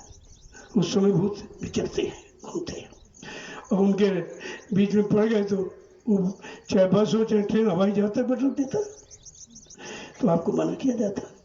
और 3 बजे सतगुरु पहरा है, आप निकलिए, कोई नुकसान किसी तरह का नहीं। लेकिन जब यहाँ लोग मानते नहीं, चले जाते रहे, कहते ये तो ऐसे ही कहते रहते हैं, हमको ये जरूरी वो जरूरी, और क्या जरूरी वो तुम जानते नहीं। गए रास्ते में और पलट गई तो कहते कि वहाँ से मोबाइल फ़ोन करते हैं कि हमारी गाड़ी पलट गई, हमने तुमको मना किया था, चलो सत्संग से जा रहे हैं तो जान बच गई, ये लाभ तुम्हारा तुमको मिल गया। खरोच रोच लगी है जो आदेश नहीं माना, आदेश के बरखिलाफ काम किया, कहीं उंगली टूट गई, कहीं थोड़ा पैर यानी मोच आ गई, कहीं ये छोटी खरोच लग गई, लेकिन जान बच गई। तब भी आपको निर्णय लेना चाहिए कि सत्य कहाँ है। लेकिन कुछ नहीं, अपनी मनमानी, मन के अधीन रहते हो, मन जो कहते दर्ज करने लेते। अरे वो तो अच्छा बुरा जानता ही नहीं, उसको अपना सुख अपना रस मिलना चाहिए तो सलाह देता, और तुमको नाम रस पीना चाहिए। वो भोग रस पीता है, तुम नाम रस पीता, बिल्कुल उल्टा है, तुम अपोजिट है। कैसे मन इधर आएगा, अपना रस कैसे छोड़ेगा। कोई अपनी आराम और सुख सुविधा कभी नहीं छोड़ता है। तो मन को आपने इतना भगाया दौड़ाया, कभी लगाम तो आपने लगाई नहीं। जो सोचा सोच लिया, करना चाह कर लिया, खाना चाह खा लिया, जो भी अच्छा बुरा सब आप सलाह देते रहे हो, और इतना करके बागी हो गया कि अब तुम इसको कंट्रोल में नहीं रख सकते, क्योंकि लबे लगाम कर दिया। लेकिन धीरे धीरे संतों के पास लगाम है। क्या है? जाके लगी शब्द की चोट, जो भय सतगुरु की ओट, जिनको शब्द बाण मिल गया वो मन मूर्छित कर देते, सारी इंद्रियां मूर्छित हो जाती। अगर नाम बाण को पकड़ना सीख लो और चलाना सीख लो तो ये सब मूर्छित हो जाएंगे, जितने तुम्हारे दुश्मन। और तुम गाते हो काम दुश्मन है, क्रोध दुश्मन है, लोभ दुश्मन है, मोह दुश्मन है, अहंकार दुश्मन का दुश्मन है, और कहते गाते लेकिन करते तो कुछ नहीं, मानते तो उन्हीं की बात है, वहीं जा रहे हो। और जब रोक दिया जाए, कहना बहुत जरूरी था, अरे बताइए आज रोक दिया, हमारी बस एक दिन के लिए थी, आपने रोक दिया। हमने रोक ये दिया है कि आगे तुम्हारी रुकावट है, ऐसी रुकावट है तुम आगे बढ़ नहीं पाओ। मान लो एक्सीडेंट हो गया, भूत ने पलट दी बस, तो बस चलने की काबिल नहीं होगी, रास्ता रुक गया, नहीं जा सकते। तब आप रुकोगे, लेकिन कहने से नहीं रुकोगे। अरे कुछ देख के कहा जा, हमको यहाँ रोकने से कौन फायदा, लेकिन तुम्हारा नुकसान इसलिए रोका जाता, और बात तुम समझते नहीं, इसीलिए तो ये नुकसान से बच नहीं पाते। फिर कहते हम सत्संग में गए थे, सत्संग सुन के आए, दर्शन करके आए, फिर ऐसा नुकसान क्यों हुआ? क्योंकि तुमने दर्शन किया ही नहीं, और उन्होंने दर्शन दिया ही नहीं। जबरदस्ती शकल दे के दर्शन थोड़ी होता है। दर्शन समय समय धीरे धीरे दरबार का रस मिलता रहेगा, दर्शन का लाभ मिल जाएगा। और तुम ये कुछ करते हैं कहो, तुम जानते ही नहीं हो, दर्शन की परिभाषा नहीं जानते। जय गुरुदेव, जय गुरुदेव। आज मालिक की मौज हो गई, तो विस्तृत संदेश आपको मिल गया और सब तरफ का जहाँ जहाँ तुम्हारी शंका संदेह भूल भ्रम थे वो भी खत्म हो गए। अब तुम न कर पाओ, इतना फंस चुके हो स्वार्थ लोभ लालच में, परमार्थ समझ में ना आए तो वो तो आपकी बात है, वो तो आप जैसा चाहे वैसा करें। मैं तो जबरदस्ती करता नहीं हूँ, लेकिन बताता जरूर हूँ। किसी की निंदा आलोचना बुराई नहीं करता, लेकिन सत्य कहने में कसर भी नहीं रखता हूँ। ये दोनों बातें। जय गुरुदेव। अब आप लोग चलिए सेवा कर लो। आए हो तो ये काम तुमको कहीं मिल नहीं सकता, और ये लाभ कोई पैसा लेके भी नहीं दे सकता जो सेवा से मिलेगा। थोड़ी कर लो सेवा। अरे वहाँ तो हमेशा ही रहे हो, वहीं से भाग के आए हो, फिर वहीं भाग के जा रहे हो। तुम्हारा मन कितना शैतान, घर में नहीं बैठने दिया, चलो चलो सत्संग चलो सत्संग चलो, अब यहाँ भी नहीं रुकने दिया, घर चलो घर चलो घर चलो। कितना शैतान न दरबार में ठहरने दिया। तो लाभ कैसे आ पाओगे? जब कहीं ठहरोगे रुकोगे तभी तो लाभ मिलेगा। ये भागने दौड़ने में कहाँ लाभ मिल जाएगा। जय गुरुदेव। अब आप लोग सेवा करिए। देखो ये मिट्टी नहीं है, अगर मिट्टी समझो तो मिट्टी हो जाएगा। मिट्टी का मतलब एक दिन तुम्हारा शरीर भी मिट्टी हो जाएगा। शरीर को मिट्टी में मिलने के पहले अगर मिट्टी से कोई ऐसा काम हो जाए, ऐसी सेवा मिल जाए जो हमेशा के लिए शरीर से मिट्टी में आए ही ना, मृत्यु लोक में आना ही न पड़े, तो मिट्टी में कैसे मिलोगे? तो बात को समझा करो पहले। और ये मिट्टी नहीं, नींव बना रहे आप। इसी मिट्टी पर भव्य इमारत खत्म, आध्यात्मिक भव्य इमारत खड़ी होगी जो भविष्य में आने वाले करोड़ों लोगों को लाभ देगी। तो आप कितनी बड़ी सेवा कर रहे हैं। अपना कर्म काट रहे हैं और जो सेवा कर रहे हैं उससे इमारत बन जाएगी और लोग आते जाते रहेंगे, इसमें भजन करेंगे और सेवा करेंगे, और कितना बड़ा लाभ उनको मिलेगा तुम्हारी मिट्टी डालने से। तुम्हारा तो काम हो ही गया, सेवा से बीमारी चलेगी, पाप कर्म झड़ गए, तबाह करेगा। और जो जहाँ मिट्टी डाली वहाँ पर भव्य इमारत खड़ी होगी जो भविष्य में लोग आते जाते रहेंगे, उनको लाभ मिल जाएगा। तो आप कितना बड़ा परमार्थी काम कर रहे हैं। केवल एक मिट्टी डलिया रखी उससे, क्या इतनी सरल, और जिसकी कीमतें नहीं कोई मिट्टी करता है, क्या इससे कोई इतना बड़ा काम करा सकता? ये काम कोई मिट्टी से, इसीलिए कहीं नहीं है। कहीं आप चले जाओ ये सेवा कहीं नहीं, क्योंकि सेवा का मतलब ही नहीं मालूम कि सेवा से क्या क्या काम होता है, जीव को क्या क्या दिया जा सकता है, क्या क्या सफाई कर्मों की जा सकती, उन बेचारों को पता नहीं कुछ, तो क्या बताएंगे हम। और बड़ा आश्चर्य करते देखते हैं, ये भी नहीं समझ में आ रहा, ये हजार रुपए किराया भाड़ा खर्च करके, समय खर्च करके आए हैं, और तुम खड़े देख रहे हो मिट्टी डाल रहे हैं। ये मिट्टी डाल रहे हैं, अरे तुम सबों को ये खरीद लेंगे। इसमें ऐसे ऐसे करोड़पति तुम्हारे से ज्यादा धनवान, बलवान, पढ़े लिखे और बुद्धिमान हैं, तुमको खरीद लेंगे, लेकिन ये मिट्टी डाल रहे। ये बात को समझना चाहिए। क्या क्षेत्र का कोई व्यक्ति समझ रहा? गांव वालों का कितना बड़ा सौभाग्य है, लेकिन सब खत्म। उनकी समझ में कुछ आ रहा है क्या हो रहा है। वो तो तमाशा देख रहे, कह रहे पता नहीं कहाँ से पागल आ गए, सब मिट्टी ढो रहे, मिट्टी ढो रहे। ये भी समझ में नहीं आ रहा कि ये मिट्टी क्यों डर है। अरे मिट्टी तो बड़ा आदमी अगर है और 2000 रुपए तो कि एक डलिया मिट्टी कभी नहीं सर पे रखेगा, अपनी बेइज्जती अपमान समझेगा कि हम मिट्टी तो मजदूर हम क्यों डाली। लेकिन आज कोई विचार नहीं, एकदम मतलब यानी सर पे मिट्टी डाल रहे, क्योंकि सर पर पाप के गट्ठर लादे बैठे हो। ये कैसे उतरेगा?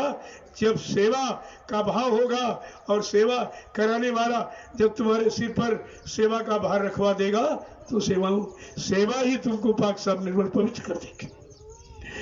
इसलिए बड़ी शौक से लोग मिट्टी डालते। मैंने 20 टोकरी का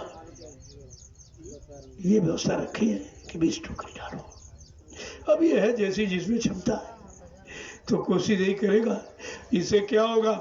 आपको अहंकार नहीं आएगा, कहेगा हमने तो 2 ही डाली, हमने भी 10 ही डाल पाई, हमने पूरी डाली नहीं। बेचारा सोचता रहेगा, लेकिन अहंकार नहीं आएगा कि हमने मिट्टी डाली। कहा हमने सेवा भी कहाँ पूरी की, 20 का था, हम भी डाली नहीं पाए। तो ये भी तो अच्छा है कि कम से कम अहंकार तो सेवा में नहीं आ रहा, ये कम है। अरे 1 डालो, 1 ही बहुत है। 2 डालो तो वही बहुत है। शुरुआत तो आप लिखी किसी सच्चे अच्छे काम की जानकारी लेके। जय गुरुदेव। और यही फालतू अहंकार हो तुम कुछ नहीं, और तुम भी मिट्टी, एक दिन तुम्हारा शरीर भी मिट्टी हो गई, मिट्टी मिल जाएगा। तुम मिट्टी हो, इस मिट्टी को क्यों नहीं समझ रहे? समझ लो इसको। अगर कपड़े अच्छे पहनो तभी सेवा नहीं करोगे, कपड़े ही सेवा से हटा देगा। अरे भाई कपड़ा गंदा हो जाएगा, हम सेवा में मिट्टी नहीं। बताओ, कपड़े ने तुमको हटा दिया, कपड़े ने सेवा रोकी, और बात तो छोड़ दो। और मैंने इसीलिए कहा, यहाँ पर हमेशा साधक, सेवादार, भजन आनंदी बनने की कोशिश करो। सब कुछ बने हो, कुछ काम नहीं आया, अब जरा ये बन के देखो, इसी में तुम्हारा काम हो जाएगा। तुम अधिकारी बने, कर्मचारी बने, सेठ साहूकार बने, जमींदार बने, लेकिन कभी सेवादार बने हो, कभी भजनानंदी बने? ये नहीं, ये तुमको पता ही नहीं था कि सेवादार बना जाता, भजनानंदी बना जाता। अरे परिवर्तन सेवादारों से, भजनानंदियों से होगा, अध्यक्ष मंत्रियों से, वक्ताओं से, नेताओं से। धार्मिक धरा पर परिवर्तन न कभी हुआ और न कभी होगा। तो आपके सामने खुला ऐलान है, और नहीं तो कर सकते हो करके दिखा दो। तुमने क्या किया, तुम्हारी करनी सामने आ गई कि परेशानी, मुसीबत, आपत्ति और बीमारी, महामारी, इसके सिवा तुमने कुछ दिया ही नहीं। अब तुम क्या बोलोगे जनता की, भारत की जनता के सामने क्या भाषण करोगे? कुछ तुमने किया ही नहीं। तुम्हारा काम सब झूठा निकला, क्योंकि प्रकृति तो सब देख रही। ये अपने को भगवान समझा कि अच्छे दिन लाएंगे, अच्छे दिन आ जाएंगे। ये अच्छे दिन और बुरे दिन तुम्हारे हाथ में है। वो तो जिसको तुम्हारे कर्म की कहानी और कर्मों की वही जिसके पास रखी है, वो बताएगा कब तुम्हारे अच्छे दिन आएंगे, कब बुरे आएंगे। वो तो कर्मों की वही से पता चलता है। जय गुरुदेव, जय गुरुदेव, जय गुरुदेव। नाम किसका? जय गुरुदेव। नाम किसका? जय गुरुदेव। नाम किसका? प्रभु का प्यारा नाम। अब लोग आप सेवा में चलिए, आए हो तो कुछ कर लो, अच्छा रहेगा। और नहीं करोगे तो जबरदस्ती तुम कहते नहीं, हम जबरदस्ती करते भी नहीं। हाँ, किसी पर कोई खास देखा जा रहा नहीं, इसका बहुत खराब हो जाएगा, तो जबरदस्ती करके आपको रोक लिया जाता, रुक जाइए, कल चले जाना। फिर कल देखा कि इसके 7 दिन खराब है, और 7 दिन एकदम कह दूंगा तो रुकेगा नहीं। ऐसा करो 2 दिन और रुक जाओ। फिर 2 दिन हो गए, अच्छा 1 दिन और रुक। धीरे धीरे धीरे जब तुम्हारे 7 दिन पूरे हो गए, कहा तुम जा सकते, अब तुम्हारा रास्ता साफ है, आप जा सकते। ऐसे थोड़ी कह दिया जाता, भाई हमको रोकने से हमारा कौन सा लाभ? यहाँ भंडारे पर बोझ ही बनोगे तुम, यहाँ कोई आराम थोड़ी दोगे, इन भंडारियों को तकलीफें दोगे आप। लेकिन नहीं, इनकी सेवा है, इनको सेवा का कितना बड़ा लाभ कि जो सेवा कर रहे हैं उनकी सेवा, और खुद सेवा करते, ये तो डबल लाभ प्राप्त कर रहे। मैंने कहा भाई रोटी का काम ना हो तो फरो ना, इस सेवा कोई खाता खाली मत रखो, चाहे 2 ही रुपये जमा करो, कोई खाता खाली नहीं होना चाहिए सेवा का। चाहे शरीर की सेवा, चाहे धन की सेवा हो, या और कोई सामान अनाज की सेवा, किस कोई खाता आप खाली मत रखो। तो क्या होगा, हर खाते का लाभ तुम्हारे खाते में होगा। तो भाई थोड़ा ही तो थोड़ी कहा जाता, मैंने तो कभी कहा नहीं कि 1000 रुपये दो, 2000, मैं तो कुछ नहीं कहता। मैंने कहता भाई तुम्हारी अगर श्रद्धा है तो कर दीजिए, और नहीं तो कुछ नहीं, काम तो हो जाएगा। काम तो कहीं से हो, चाहे जमीन फोड़ के, चाहे आसमान फाड़ के, परिवर्तन तो होगा। इसे कोई माई काला रोक नहीं सकता, और ये किसी के दिल दिमाग में है भी नहीं कि परिवर्तन किस तरह का हो। ये भी है तो कम से कम संदेश सुनकर तो समझना चाहिए। आज मैंने पहली बार इतना समझ लिया, क्योंकि ये लघु थोड़ा सत्संग हुआ, इसके बाद सेवा चलेगी। लेकिन नए जीव आए, कुछ इच्छा लेके आए, कुछ जिज्ञासा, तो इनको कुछ मिल जाएगा, अच्छा रहेगा। इनको ये संदेश घर उधर तो मिलेगा, उधर तो संबंधी लगी हुई है, कुछ नहीं, उधर कोई संदेश नहीं हुआ, लेकिन यहाँ पूरा संदेश होता है, कोई बंदी नहीं। हिंदुस्तान में सब जगह ताला लगा हुआ, लेकिन यहाँ पे ताला क्यों? यहाँ कोई अनैतिक कार्य, यहाँ कोई स्वार्थ लोभ लालच का कार्य या प्रशासन के खिलाफ या कर्मचारी अधिकारियों को व्यवस्था में कोई बाधा, ये काम यहाँ किया ही नहीं जाता। मैं सबके हित कल्याण की बात करता हूँ। और मैंने पिछला को हुआ 7 लाख की भीड़ थी, क्या पूरा जिला मिला दी इतने आदमी नहीं निकलेंगे, तो कितना आ गया यहाँ। तो हमने कहा आप इस पर विचार मत करो, ये आपका विषय नहीं है, ये मेरा विषय है। हमारे सब लोग अनुशासित हैं, ये पूरा अनुशासन पड़े, आधा रोड छोड़ करके चलेंगे, तुम्हारी व्यवस्था में कोई बाधा नहीं डालेंगे। हाँ, और कोई राजनीति नेता की अगर कोई रैली फैली होती तो सब सड़कें जाम, कोई निकल नहीं सकता है और सारी दुकानें लूट जाती और आपको बदले में कुछ नहीं मिलता। और मैंने पहली बार नेमिस में 200 कुंटल लड्डू बांटा है प्रसाद। क्या किसी ने कभी प्रसाद दिया? जब से नेमिस की स्थापना हुई होगी किसी ने प्रसाद वितरण नहीं किया, और आज भी नहीं। यहाँ तो प्रसाद लेने वाले देने वाले कहाँ, सब खाने वाले खिलाने वाले कहाँ। तो एक नया नमूना परिवर्तन का तो आपके सामने पेश कर दिया पिछला कार्य। अगर अब की बार कहीं ये लॉकडाउन ना होता और ये लोग अगर परमिशन दे देते, मैं आदमी से आदमी भिड़ा के बैठा देता, जो तुमने आँख से कभी देखा नहीं था।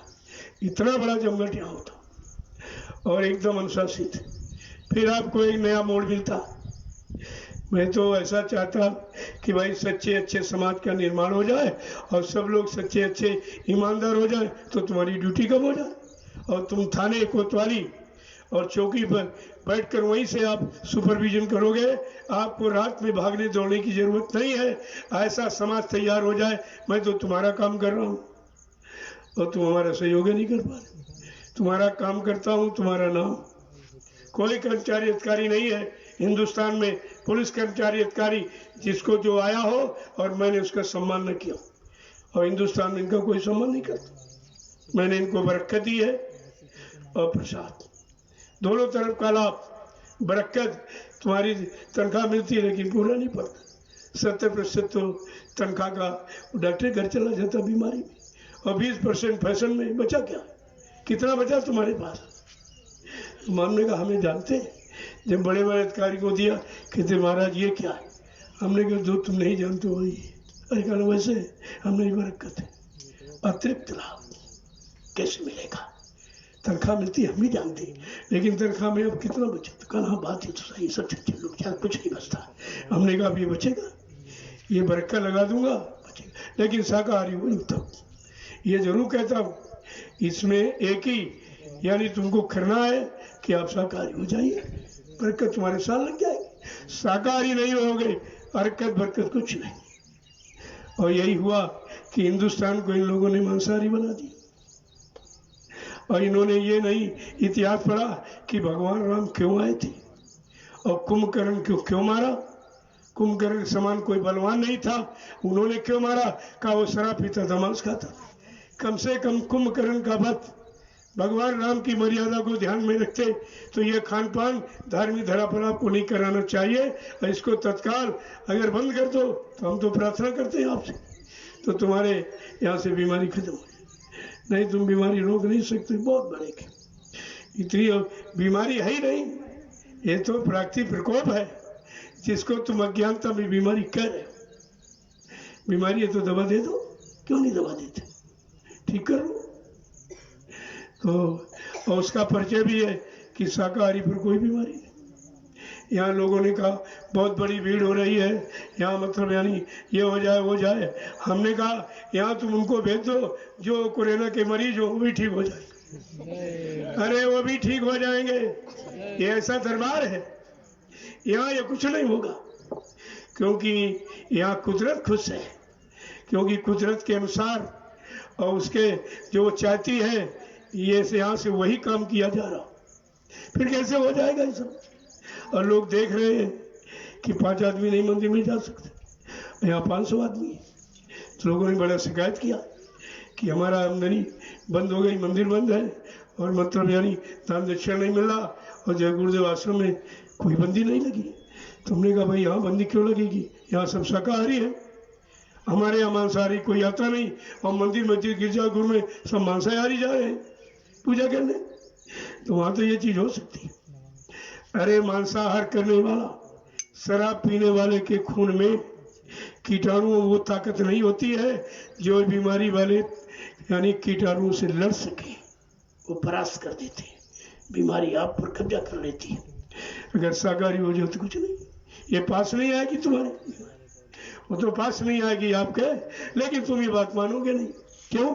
अगर मान जाओगे तो फिर ये इतिहास कैसे बनेगा? सजा किसको मिलेगी? ये इतिहास गंदा कैसे कहा जाएगा? गंदगी तुम्हारे सर पर बोझा बनकर कैसे रह जाएगी और तुम कलंक का पुतला बन जाओगे। तो ये तो कम से कम ध्यान आपको देना चाहिए था। मैं तो प्रार्थना कर रहा हूँ, करके दिखा रहा हूँ आपको। और यहाँ लोग आए तो हमने कहा नहीं चिंता मत करो, जहाँ बीमारी वहाँ जाओ, वहाँ चिंता करो, वहाँ रोको अगर रोक सकते हो, यहाँ तो है ही नहीं। यहाँ भाई क्या है? अब यह है कि लोगों तुमको डर है कि सब जगह हो रहा, लेकिन वो जगह में अंतर तुम्हें नहीं दिखाई दे। उन लोगों में इन लोगों में अंतर, उनके खान पान में इनके खान पान में अंतर तुम्हें दिखाई नहीं देता, उनके कर्म इनके कर्मों में अंतर तुम्हें नहीं दिखाई देता, इसीलिए आप समझ नहीं पा रहे। मैं तो कहा था कि अब की बार आप परमिशन दे दीजिए, यहाँ पर करोड़ों की संख्या इकट्ठी हो जाएगी, कोई बीमारी नहीं। तुम कहते दूर रहो, हम भिड़ा के बैठा देंगे, क्योंकि इन शरीरों में कोई गंदगी का भोजन नहीं गया है, इनसे कोई बीमारी स्पर्श करने से कोई अरे संक्रामक रोग होता है, यहाँ संक्रामकता खत्म कर दी गई, तो संक्रामक रोग कहाँ से आएगा? ये भी तो आप समझ, तो आप बात तुम समझते नहीं हमारी। जय गुरुदेव। अब आपके लिए बहुत समय हो गया है, इतना समय तो मैंने कभी नहीं दिया, आज पहली बार, क्योंकि कुछ लोग सुनने आए हैं, कुछ देखने आए हैं, कुछ परीक्षा करने आए। ये कौन है, क्या है, ये असली है कि नकली? नहीं देते यहाँ कुछ कहा नहीं जाता, तुम बेकारी बुद्धि लगाते हो। यहाँ हम कुछ बनते हो तो तुम बात करो, यहाँ तो कुछ हम बनते नहीं। हम तो कहते ना गुरु है, ना स्वामी जी है, ना संत महात्मा, हम कुछ नहीं, हम तो तुम्हारे जैसे इंसान हैं और इंसानियत का पाठ पढ़ाते हैं, ये जरूर है। गुरु ने हमको पढ़ाया तो हम गुरु के आदेश का पालन करके आपको भी इंसानियत का पाठ पढ़ा रहा हूँ, बाकी मैं कुछ नहीं करता। अगर ये करता होता तो 8 साल हो गया हिंदुस्तान में घूमते, पत्रकार मीडिया सब आते, सब सुनते, कर्मचारी अधिकारी सुनते, अरे कहते भाई यहाँ तो हमारी कोई ज़रूरत नहीं है, यहाँ सब लोग अनुशासित, सब सेवादार हैं, तो सेवा करें। अभी लखनऊ राजधानी में भंडारे का कितना बड़ा कार्यक्रम, क्या कोई प्रशासन की व्यवस्था में बाधा थी? वहीं वह जिम्मेदार व्यक्ति रहता कभी देखने नहीं आया कि हमारी भारत की जनता हमारी राजधानी में आई हुई है, चलो चल के देखें तो इनको भोजन पानी मिलता कि नहीं मिलता, और सर्दी का मौसम है, ये बेचारे कैसे रह रहे हैं, किसी को कोई फिक्र ही नहीं। क्या तुम्हारी मानी जाएगी जनता से तुम्हारा कुछ प्रेम है, या तुम्हें जनता को अपना पुत्रवत, जो राजा पुत्रवत प्रजा को समझता है वो राजा का इतिहास बनता है, पुत्रवत प्रजा को पालन करता है। और तुम्हारा तो कोई ऐसा है नहीं, इसी को लूट रहे हो, घसीट रहे हो, चाह जैसा कह रहे राजनीति चला रहे, हमने चला रहे कि घसीट रहे हो? घसीटने में तो जनता की चिथड़े उड़ रहे, तुम कहते चला रहे, हम कह रहे हैं आप घसीट रहे हो। देखो दोनों सामने है तुम्हारे। जय गुरुदेव। इसलिए हमारे प्रति तो आपको शंका करनी नहीं चाहिए, मैं कुछ है नहीं, मैं कुछ नहीं। अब ये है, ये काम कौन करा रहा, क्यों करा रहा? तो पहले ही आपसे कहा था कि किसी के सिर पे भूत बैठालकर और किसी पर देवता बैठालकर हम तो तुम्हारा काम करेंगे, लेकिन तुम जानकारी जब ले लेना, जब जानकारी ले लोगे तो तुम कहोगे तो हमारे लिए हो रही, ये हमारी है। और पहले भी हमको बताया कि आज मैं कोई नया संदेह नहीं जोड़ता, मैं अपनी तरफ से कुछ कहता नहीं, ना अपने मान सम्मान की बात करता हूँ। मैं तो महापुरुषों के वचनों को, जिनसे सबका कल्याण, सबका उद्धार और बचाव, उन्हीं वचनों के आपके सामने रखता हूँ। मैं अपनी तरफ से कुछ, ये हम क्यों कहें, क्या जरूरत है? वो तो जिनको कुछ चाहिए वो कर, हमें कुछ नहीं चाहिए। हमें कुछ नहीं चाहिए, और चाहने जो चाहती वो मिल गया, वो कह रहा आदेश पालन करो तुम्हारा काम हो जाएगा, तो हम तो उसी काम में लगे, और आपसे कहते आप भी करिए। मैं सारे देशवासियों से मैं सबसे अपील प्रार्थना करता ही रहता हूँ कि भाई सच्चा अच्छा काम करो, अच्छा मानवीय खान पान करो, तो मानवता बनी रहेगी। क्योंकि हमारे भारत देश का नियम है, जैसा करें आहार वैसे बने विचार, जैसा खाओ अन्न वैसा बने तन मन, जैसा पीवो पानी वैसी हो भी पानी। हम आपको चाय पिलाएं गाली दोगे, काफी पिलाएं, शरबत पिलाएं, जूस पिलाएं, दूध पिलाएं, गाली दोगे? अगर शराब पिला दी जो बुद्धि को तुरंत खराब कर देती, उसी से कहा इसको बंद करा दी। क्यों लोगों को बुद्धि पागल बना रहे हो? तुम्हारा बेटा अगर पागल हो जाए, कितनी मनौती आप करते हो, ठीक हो जाए, ठीक हो जाए, ठीक, और तुम रोज पैसा डाल के पागल करते हो अपने को। अगर भगवान खुदा को मंजूर हो गया कि पैसा डाल के ये बुद्धि पागल कर रहा, चलो इसको परमानेंट पागल कर दो, तब तुम्हारा क्या होगा? इसलिए ऐसा कोई काम न करो और कुदरत को मजबूर न करो कि उसको ये सब कुछ करना पड़े। लेकिन नहीं मानेंगे लोग, वो मानते तो मान जाते। कितना समय गया, 68 वर्ष, 18 साल तो साकार का प्रचार कराएगा। चलो धर्मात्मा महात्मा नहीं बन पाए, सच्चे ईमानदार चरित्र नहीं बन पाए, तो कम से कम शाकाहारी ही बन जाओ, तो कुदरत से तुम्हारा बचाव हो जाएगा। वो भी नहीं कर पाए, और शाकाहारी बनने में कोई खर्चा नहीं, बल्कि जो अनावश्यक धन गंदे खान पान में खर्च करके बर्बाद करते हो, वो तुम्हारा धन बच जाए, बाल बच्चों की पढ़ाई लिखाई, शादी ब्याह, मकान बनाने में काम आए। महात्मा सब तरफ से तुम्हारी मदद करना चाहते, लेकिन तुम बातें नहीं सुनते, तुमको जैसे सुनाई नहीं देता। तो इस पर आपको ध्यान देना चाहिए। देखो कहाँ से लोग बम्बई कलकत्ता कहाँ से आ गए, और यहाँ के सब सो रहे, इनको कुछ पता ही नहीं, जैसे इनके भगवान ने खाने नहीं दी। ना सुनते हैं, ना समझते, ना कुछ करते। तो ऐसा होता है कि जिस भूमि पर दयाल है वहाँ काल भी रहता है, क्योंकि काल को संतुष्टि वहीं मिलती, दयाल के यहाँ शांति मिलती, उसको वो भी तो रहता है। और तो कहीं शांति कहते भाई और कहीं चले जाओ, कहाँ जाऊँ, सब हमारे जैसे गंदा खान पान करने वाले, गंदे कर्म करके वहाँ जाके हमें कौन सी शांति मिलेगी? हम तो सत्संगी परिवार में रहेंगे। इसीलिए बहुत प्रेम सत्संगी परिवार में ज्यादा है। लोग कहते हैं भाई सत्संगी क्या है, हमने कहाँ जाएंगे फिर वो, और अच्छी जगह कहाँ? हर आदमी अच्छी जगह सोचता है, मिल जाए, सुकून शांति ढूंढता है। कहा भी सत्संगी क्या रहूँगा, तो ये सत्संग में जाएगा, मैं भी चला दूँ, ये झंडे की परिक्रमा करेगा, मैं भी करूंगी, हमारी योनि बदल जाएगी। सत्संग सुनूंगा, जब ये भजन करूंगा तभी तो शरीर पर रहूंगा, तो देखूंगा भजन में क्या है। वो तो पूरा लाभ ले रहा तुम्हारे से, तो तुम तो एक परमार्थी सेवा कर रहे हो भी, कि भूत को भी लाभ दे रहे हो। भूत की योनि बदल जाए, इससे बड़ा और सेवा लाभ ही क्या है? आप ये क्यों करते हो, हमारे घर में क्यों? कहाँ जाएंगे बेचारे?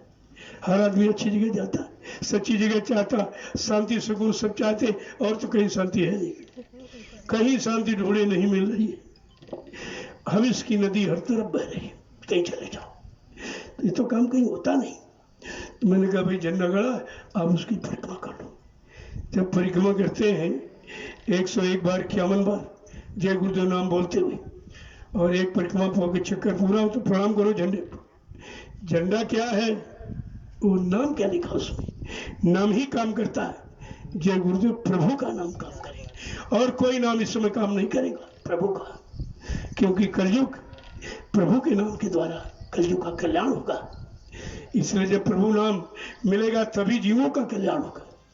तभी तो कहा जा रहा कि जाओ मतलब, और ये भी कहा जब तुम जय गुरुदेव नाम बोलोगे मैं तुमको मिलूंगा, मैं तुम्हारी मदद करूंगा। शंका किस बात की? लेकिन शाकाहारी और चरित्रमान, दो चीजें, ये दो चीजें जब तुम्हारे अंदर होगी तब मिलने का वादा है, वैसे नहीं। तो यह सब सोचना आपको चाहिए। क्या राम ने कभी कहा था राम नाम लो मैं तुमको मिलूंगा? कृष्ण ने कहीं कहा तुम कृष्ण नाम लो मैं तुमको मिलूंगा? या सदियों में हरि नाम कभी कहा हरि नाम मैं तुमको मिलूंगा? क्योंकि वो मिलाने वाले नाम नहीं थे, वो काल के नाम मिटाने वाले थे, मिलाने वाले नहीं थे। यहीं पर रखने वाले, यहीं पर फंसाने वाले, न निकालने वाले, न उधर पहुंचाने वाले, न मालिक से मिलाने वाले थे। तो उन नाम की महिमा अलग है, उनकी कोई निंदा आलोचना नहीं है, उनका काम अलग है, काल का और दयाल का काम अलग। दोनों कामों को समझ लो, तुमको पता चल जाएगा कि हम काल नगरी में रहें या काल नगरी से निकलने का प्रयास करें। जय गुरुदेव। अब आप लोग अपनी अपनी सेवा में चले। ये तो विषय इतना बड़ा कभी खत्म ही नहीं होगा, इतना बड़ा, क्योंकि आप पोथी किताब तो कोई पढ़ी नहीं जाती जो खत्म हो जाएगी। ये तो ऐसा वर्णन ही है, अभी तो कुछ कहा नहीं जाता, अभी तो 1% भी नहीं खोला के, जब पूरा खुलेगा तब क्या होगा।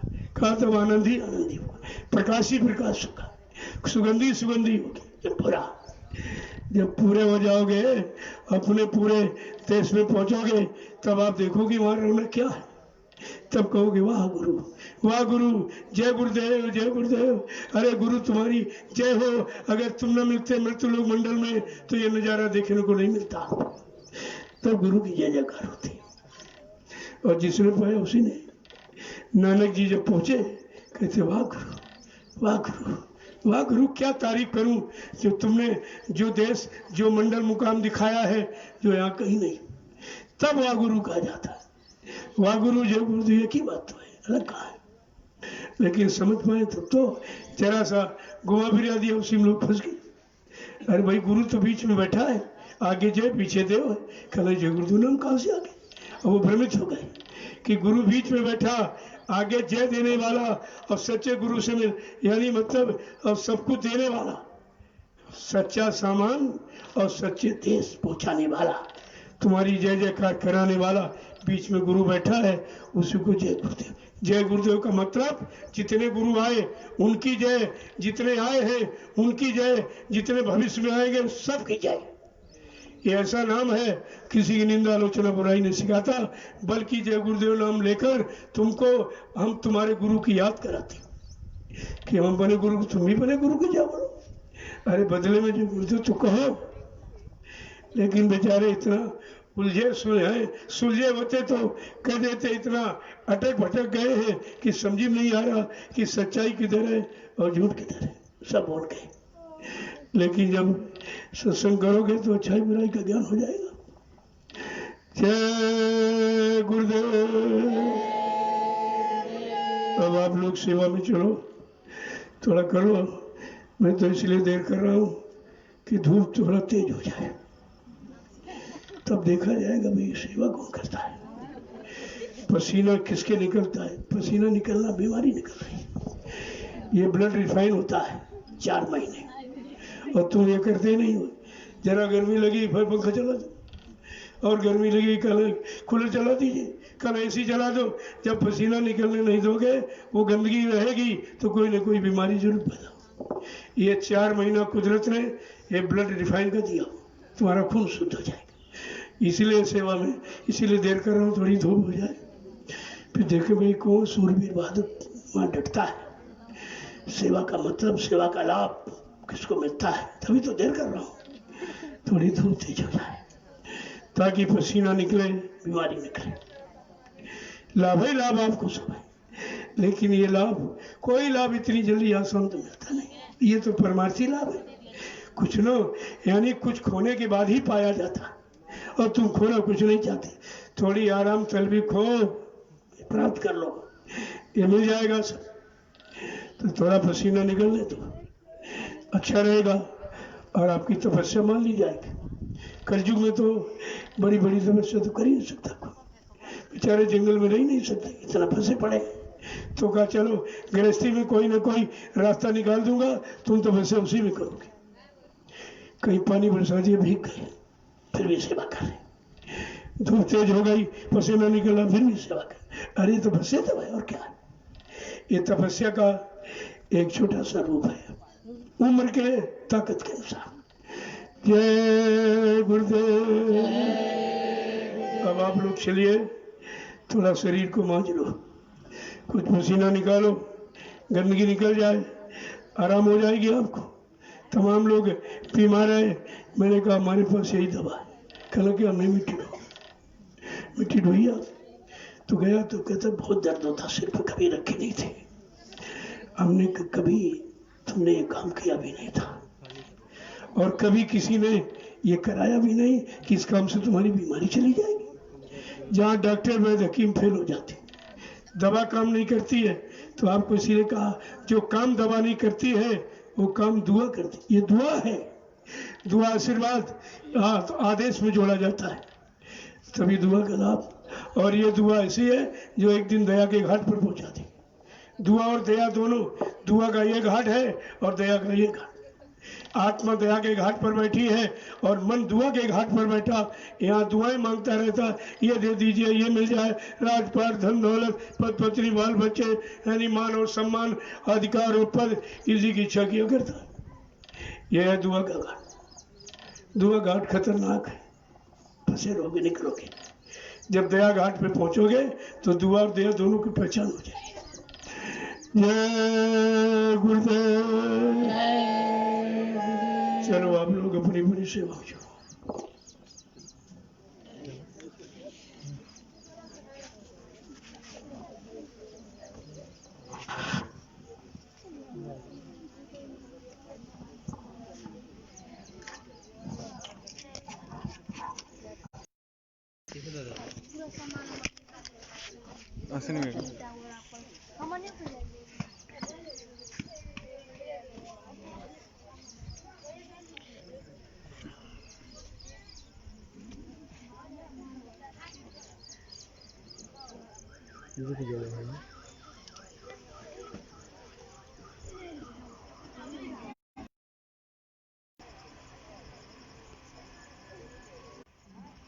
वही मिलेंगे। हाँ